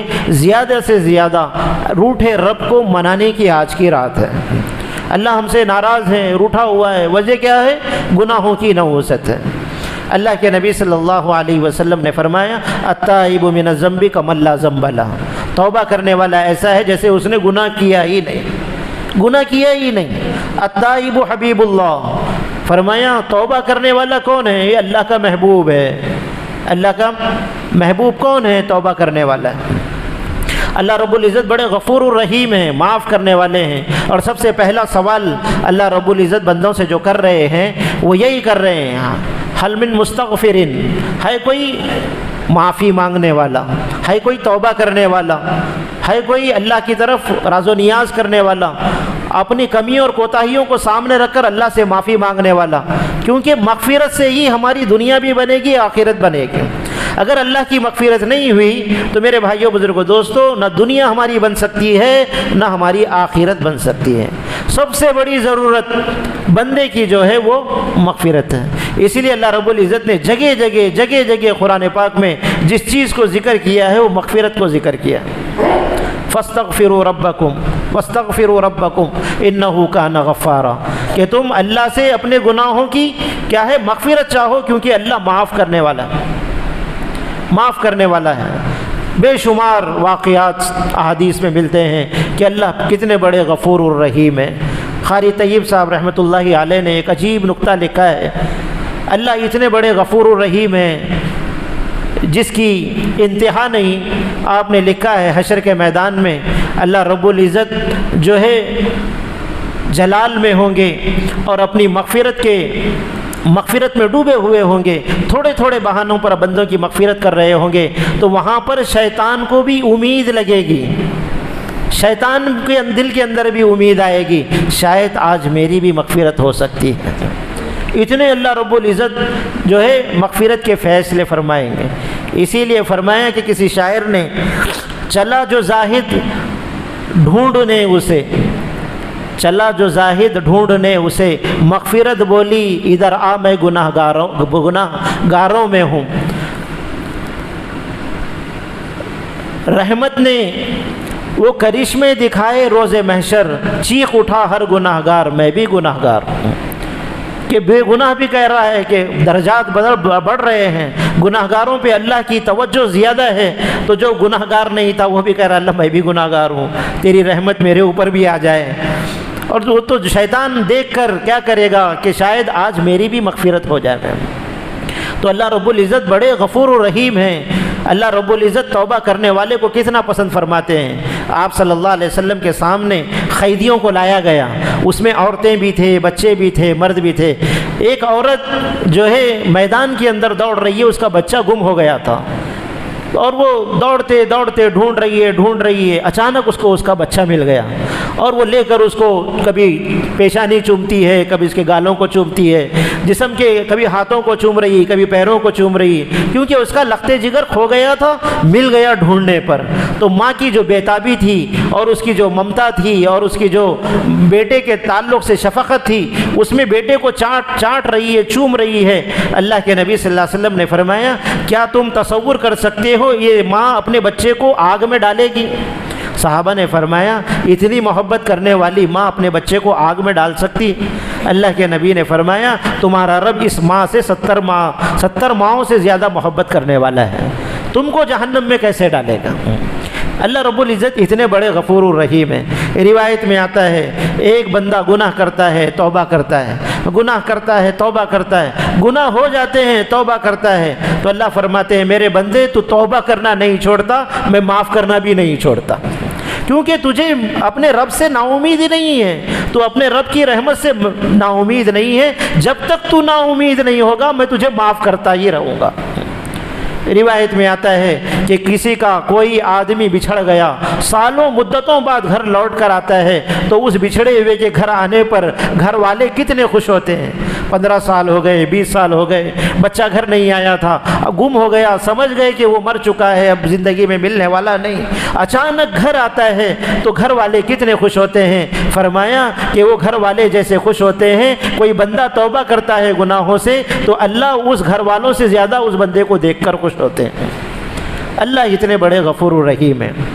اللہ کے نبی نے فرمایا ایک آدمی اونٹ پر سوار ہے اور وہ جنگل بیاباں میں چل رہا ہے، ریتیلا میدان ہے، اور اس کے اوپر اس کے کچھ کھانے پینے کا توشہ ہے اور پینے کا پانی ہے، چلتے چلتے تھک گیا، اچانک جو ہے اس کو جو ہے تھکان محسوس ہوئی، تو اونٹ کی پیٹھ سے نیچے اترا، اونٹ کو نیچے بٹھایا اور وہ صحرا میں تھوڑی دیر کے لیے لیٹ گیا، اچانک اس کو آنکھ لگ گئی، اور آنکھ لگنے کے بعد تھوڑی دیر کے بعد آنکھ کھلی تو دیکھتا ہے کہ نہ اس کا اونٹ ہے، نہ اس کے اوپر جو سامان تھا وہ موجود ہے، اونٹ چلا جا چکا ہے، اور وہ دیکھ رہا ہے کہ صحرا میں جہاں پر پانی کا کوئی نام و نشان نہیں، کھانے پینے کی کوئی چیز میسر نہیں، اب وہ ڈھونڈتا رہا، حلق سوکھ رہا ہے، کھانا نہ ملنے کی وجہ سے جو ہے اس کے جان کے نکلنے کا اندیشہ ہے، پانی کے نہ ملنے کی وجہ سے اس کا حلق سوکھ گیا ہے، اگر پانی کے چند خطرے نہ ملے تو وہ مر سکتا ہے، ایسی حالت میں اب وہ موت کا انتظار کر رہا ہے۔ کہ اب دیکھ رہا ہے آنکھیں کھلی رکھ کر کہ مجھے نہ پانی ملتا ہے نہ کھانا ملتا ہے، اب میری موت میں اپنی آنکھوں سے دیکھ رہا ہوں۔ ایسے ہی موت کا انتظار کرتے کرتے زمین پہ لیٹ جاتا ہے، اچانک اس کی آنکھ لگ جاتی ہے اور تھوڑی دیر کے بعد اس کی آنکھ کھل جاتی ہے تو دیکھتا ہے کہ وہ اونٹ اس کے سامنے کھانے پینے کے سامان کے ساتھ موجود ہے۔ تو اس کو سامان کے ملنے پر کتنی خوشی ہوتی ہے کہ جان کے جانے سے اچانک جان کے بچنے کا سامان مل گیا۔ تو فرمایا جتنی خوشی اس کو پانی کے ملنے پر، کھانے کے ملنے پر ہوتی ہے، اللہ رب العزت بندے کے توبہ کرنے پر اس سے زیادہ اللہ کو خوشی ہوتی ہے۔ تو میرے بھائیوں، بزرگوں، دوستوں، ہزاروں روایتیں حدیث پاک میں آتی ہیں کہ اللہ رب العزت کی مغفرت کی کیا کیا ادائیں ہیں، کیا کیسے کیسے اللہ رب العزت بندوں کو معاف فرماتے ہیں۔ روایت میں آتا ہے جب کوئی بندہ جو ہے اللہ سے معافی مانگتا ہے تو اللہ رب العزت کا ستون آسمانوں میں ہلنے لگتا ہے، اور اس سے کہا جاتا ہے کہ بھئی تو کیوں ہل رہا ہے؟ تو کہتا ہے کہ جو ہے اللہ رب العزت نے جو ہے خوشی کے عالم میں جو ہے اس بندے کی توبہ پر خوش ہو رہے ہیں، اور مجھے خوش ہونے کا، اظہار ہونے کا اللہ رب العزت نے حکم فرمایا ہے۔ تو میرے بھائیوں، بزرگوں، دوستوں، اللہ رب العزت معافی کو پسند کرتے ہیں، اور معافی مانگنے والے کو اللہ رب العزت پسند کرتے ہیں۔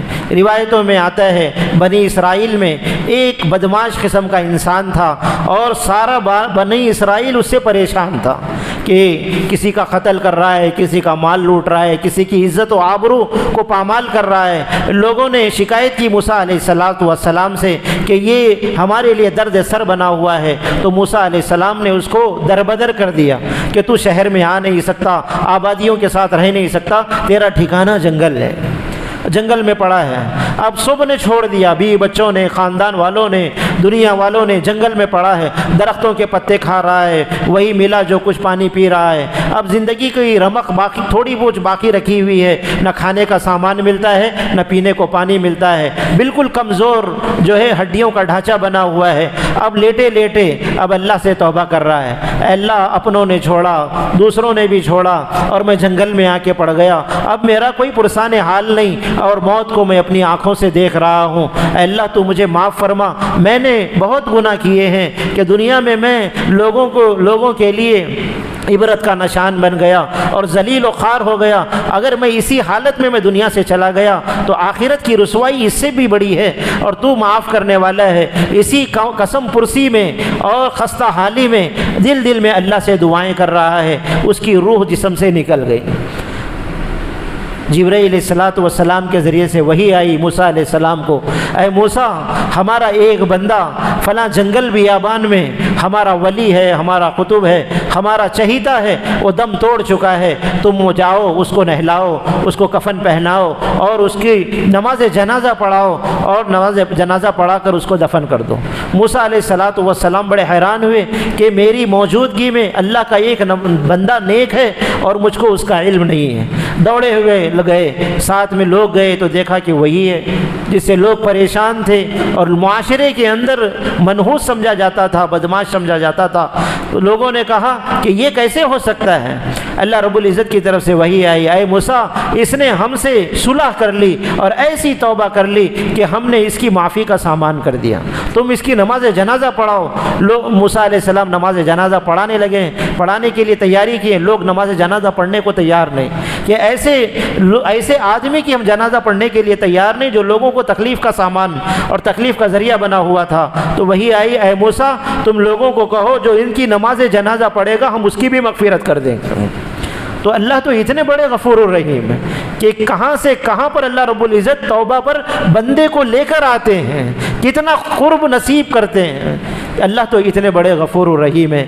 موسیٰ علیہ السلام کے زمانے میں قحط پڑا ہوا ہے، پانی نہیں برستا، جانور بھی مر رہے ہیں، لوگوں کو پینے کا پانی نہیں مل رہا ہے، اناج زمین سے نہیں اگ رہا ہے۔ لوگوں کو لے کر آپ جنگل بیاباں میں پہنچے اللہ سے دعا کرنے کے لیے، جیسے امت کے لیے نماز استسقاء کا غم ہے، وہاں پر دعا کا اہتمام ہوتا تھا۔ موسیٰ علیہ السلام اپنے قوم کو لے کر چلے ہیں، لاکھوں کا مجمع ہے، اور ایک پہاڑ کی چوٹی پر کھڑے ہو کر دعا کے لیے ہاتھ اٹھا رہے ہیں۔ تو آسمان سے وحی آئی، اے موسیٰ اس مجمع میں ہمارا ایک نافرمان ہے، ایسا منحوس ہے کہ تم وقت کے نبی ہو کر یہ لاکھوں کا مجمع بھی دعا مانگے تو اس کی نحوست کے ذریعے سے ہم تمہاری دعا کو قبول نہیں کریں گے، اتنا منحوس ہے۔ موسیٰ علیہ السلام جلال میں آئے اور اعلان کیا کہ اس مجمع میں اللہ کا باغی اور اللہ کا خاطی، اللہ کا نافرمان کون ہے جو اس مجمع میں سے نکل جائے، اس کی نحوست کی وجہ سے اللہ ہماری دعا کو قبول نہیں کریں گے، باہر نکل جائے۔ اب وہ جب یہ آواز اس کے کان میں پڑی ہے، اس کی کیفیت ہی بدلی ہے، چادر کو سر پہ ڈالا اور چمٹا کھڑا ہوا ہے، اور معلوم ہے کہ اگر میں نہ نکلا تو میری نشاندہی بھی کی جائے گی کہ فلاں علاقے کا فلاں نام کا وہ آدمی ہے، اس کو باہر نکالیں۔ اللہ سے گڑ گڑا رہا ہے، چادر سر پہ ڈالی اور ہاتھ جوڑ کے ندامت کے آنسو آنکھوں سے ٹپک رہے ہیں، اور اللہ سے یوں گویا ہے، اے اللہ مجھ کو رسوائی سے بچا لے، اے اللہ میں تیرا باغی ہوں، نافرمان ہوں، اگر تو مجمع سے نکالے گا میں کتنا ذلیل ہو جاؤں گا، اور جو ہے میں کتنا لوگوں کے درمیان میں میری کتنی رسوائی ہوگی، اے اللہ مجھے اس رسوائی سے بچا لے۔ تو بڑا غفور الرحیم ہے، وہاں پر جو ہے اللہ کے سامنے گڑ گڑا کر رو رہا ہے، لجاجت سے رو رہا ہے۔ جو ہے موسیٰ علیہ السلام انتظار میں ہے باہر نکلے، اچانک بادل آئے اور گرجدار آوازیں آئی، موسلا دھار بارش شروع ہوئی، اور لوگ اوٹ میں ٹھہرنے لگے، بارش اتنی تیز اللہ کی طرف متوجہ ہوئے، اے اللہ وہ بندہ باہر نکلا نہیں، اور ہم نے دعا مانگی نہیں، اور آپ نے بارش کو برسایا۔ تو اللہ کی طرف سے وحی آئی، اے موسیٰ جس کی نحوست سے ہم نے بارش کو روکا ہے، اسی کی برکت سے ہم نے بارش کو برسایا۔ صرف توبہ پر نبی دعا نہیں مانگے ہیں، صرف اس کی توبہ پر اللہ نے جو ہے بارش کو برسایا۔ اللہ اتنے بڑے غفور الرحیم ہیں، معاف کرنے والے ہیں، درگزر کرنے والے ہیں۔ روایت میں آتا ہے مجمع ہے، مجمع کے اندر ہزاروں کا مجمع ہے، ایک آدمی کی آنکھ سے آنسو نکلا، اللہ اس آنسو کے ذریعے سے سارے مجمع کی مغفرت کر دیتے ہیں۔ اللہ اتنے بڑے غفور الرحیم ہیں۔ روایت میں آتا ہے کہ ایک آدمی آئے گا، اس کی سفارش کرنے والا کوئی نہیں ہوگا، کوئی نہیں، انبیاء نہیں، رسول نہیں، کوئی جو ہے عالم نہیں، کوئی حافظ نہیں، کوئی خاندان کا نہیں، کوئی اس کا رشتہ دار نہیں، سفارش کے سارے دروازے بند ہیں، گناہوں میں مبتلا ہے، جہنم کا دروازہ اس کے لیے کھلا ہوا ہے، اور وہ جہنم میں فرشتے پکڑے ہوئے ہیں، زنجیروں میں جکڑے ہوئے ہیں، کھینچ کر اس کو لے جایا جا رہا ہے، پوچھ رہا ہے کوئی ہے اس کا سفارش کرنے والا، کوئی آواز نہیں آتی۔ جب فرشتے کھینچ کے لے جا رہے ہیں جہنم کے دروازے کے پاس، اچانک ایک آواز آئے گی، ساری مخلوق سنے گی، اور یہ آواز آئے گی کہ اس کے پلک کے آنکھ کے پلک کا بال بولے گا، اے اللہ میں گواہی دیتا ہوں کہ دنیا میں اس نے تجھ سے ندامت کے ساتھ ایک آنسو بہایا تھا۔ فرشتے دفتر کھولیں گے اور دیکھیں گے اے اللہ آنسو نکلا ہی نہیں تھا، نکلا تو ہم نے لکھ لیا ہوتا تھا۔ وہ بال کہے گا اے اللہ نکلا نہیں تھا، بال کو لگ کر سوکھ گیا تھا۔ اللہ اس بال کی گواہی کو معتبر مانیں گے اور کہیں گے اس کے بال کی گواہی کی وجہ سے ہم اس کی مغفرت کر دیتے ہیں۔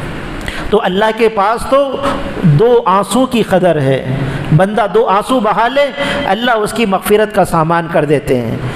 حضرت ابراہیم علیہ نبی علیہ الصلاۃ والسلام کو وحی آئی، اے ابراہیم تم اپنے ہاتھ دھوتے ہو، پیر دھوتے ہو، جو ہے جسم کے سارے اعضاء دھوتے ہو، دل بھی دھو لیا کرو، اغسل قلبک، اپنا دل بھی دھو لیا کرو۔ ابراہیم علیہ السلام کہنے لگے اے اللہ میں پانی کو دل تک کیسے لے جاؤں، کیف اصیل الیہ الاناء، کہ میں پانی کو کہاں، الیہ الماء، میں وہاں تک پانی کو کیسے لے کر جاؤں، کیا ذریعہ ہے پانی کا وہاں تک پہنچنے کا؟ تو اللہ رب العزت نے فرمایا اے ابراہیم یہ جو دل ہیں وہ دنیا کے پانی سے نہیں دھلتے، ندامت کے آنسو سے دھلتے ہیں۔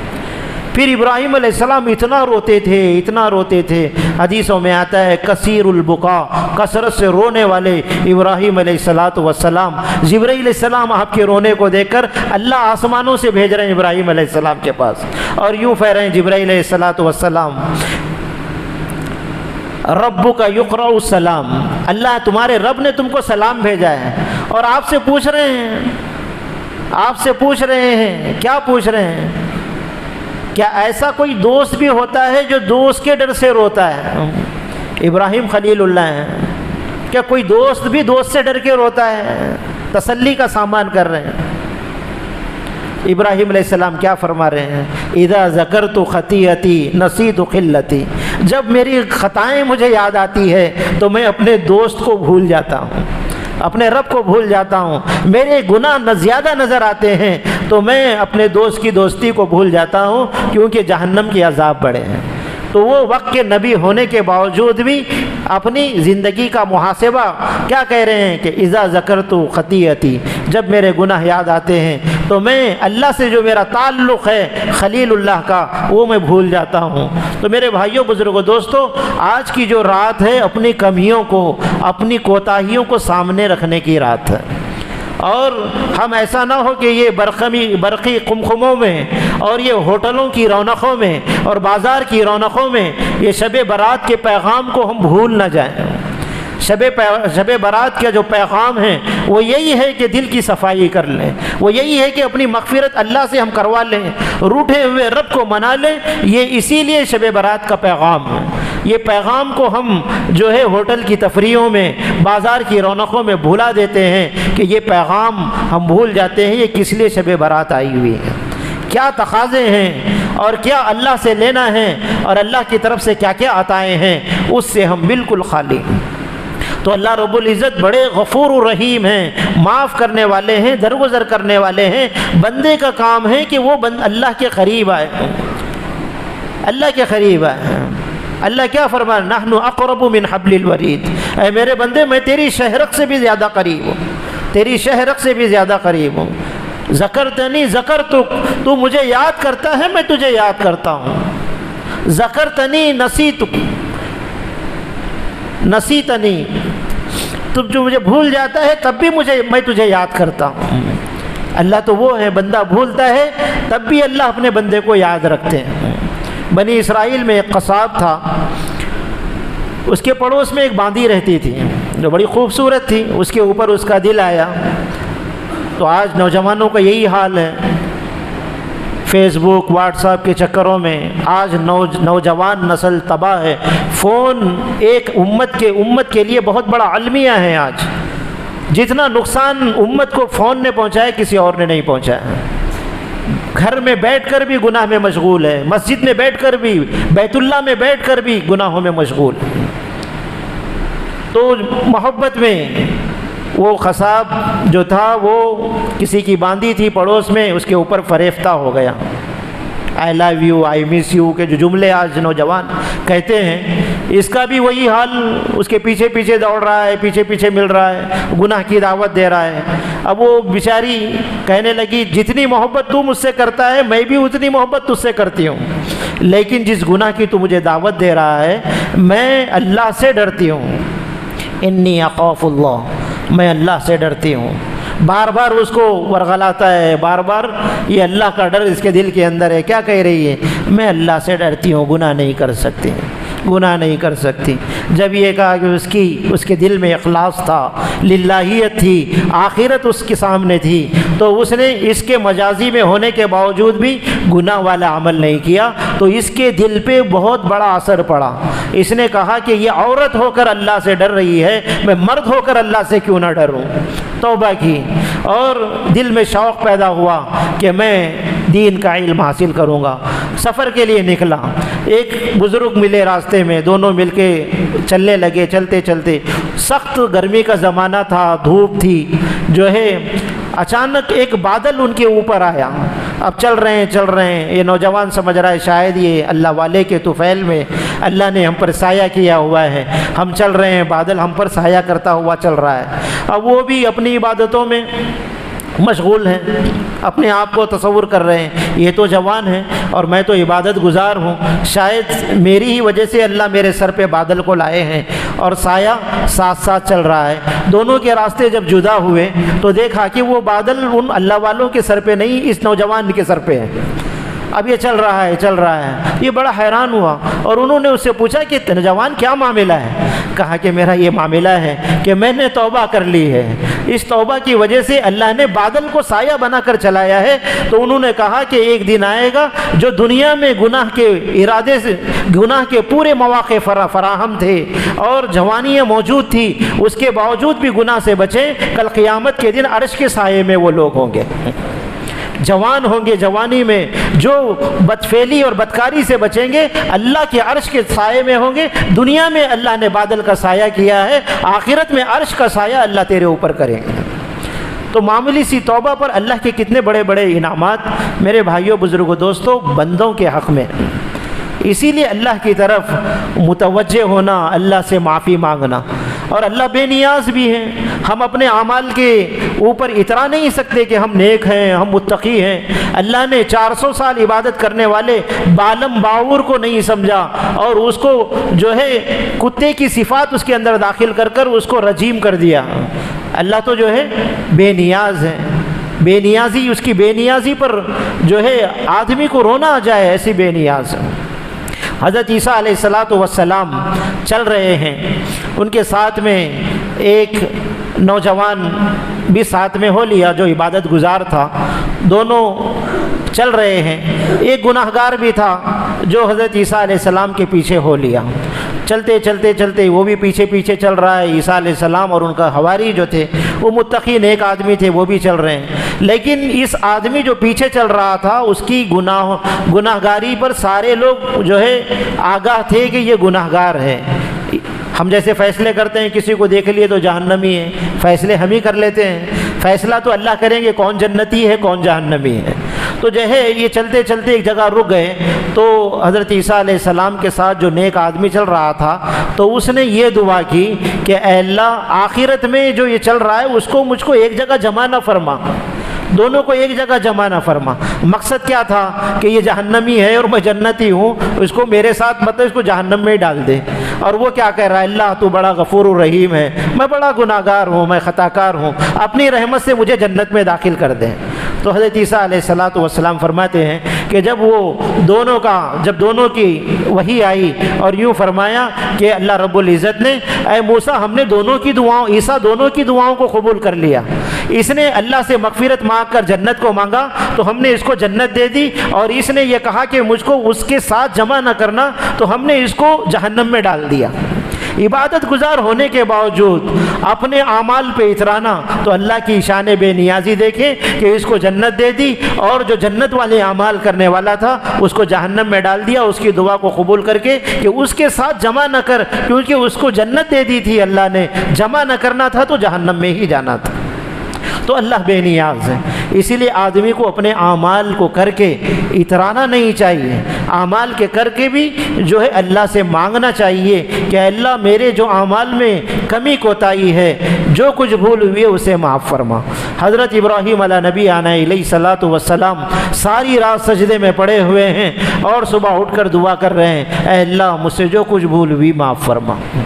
تو میرے بھائیوں، بزرگوں، دوستوں، اپنے آپ کو نیکی کا عادی بنانا اور اللہ سے توبہ کرنا، گناہوں سے مغفرت کو چاہنا، اللہ کی طرف متوجہ ہونا، دو آنسو اللہ کے سامنے تنہائی میں بیٹھ کر، مجمع میں بیٹھ کر اللہ کے سامنے گڑ گڑا کر معافی مانگنا، تاکہ اللہ رب العزت ہماری معافی کا سامان کر دیں.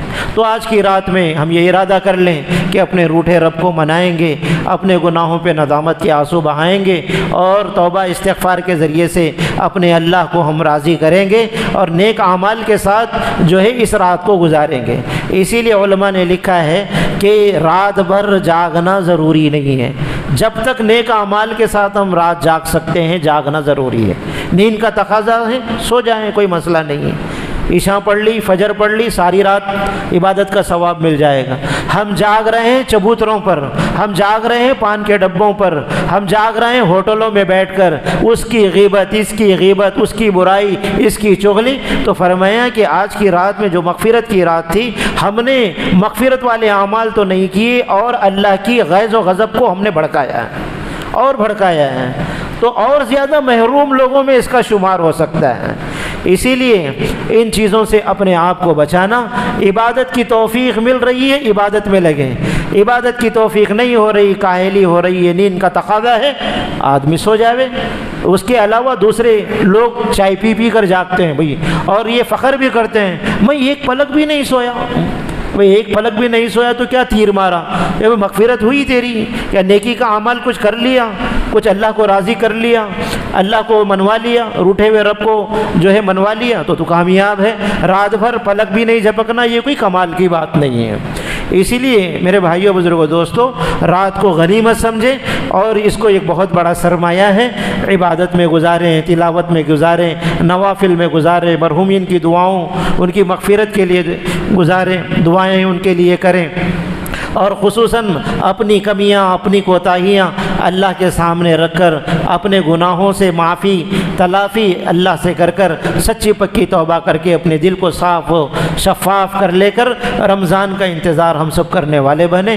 ہمارے اس کہنے سننے کو اللہ مغفرت کا ذریعہ بنائے۔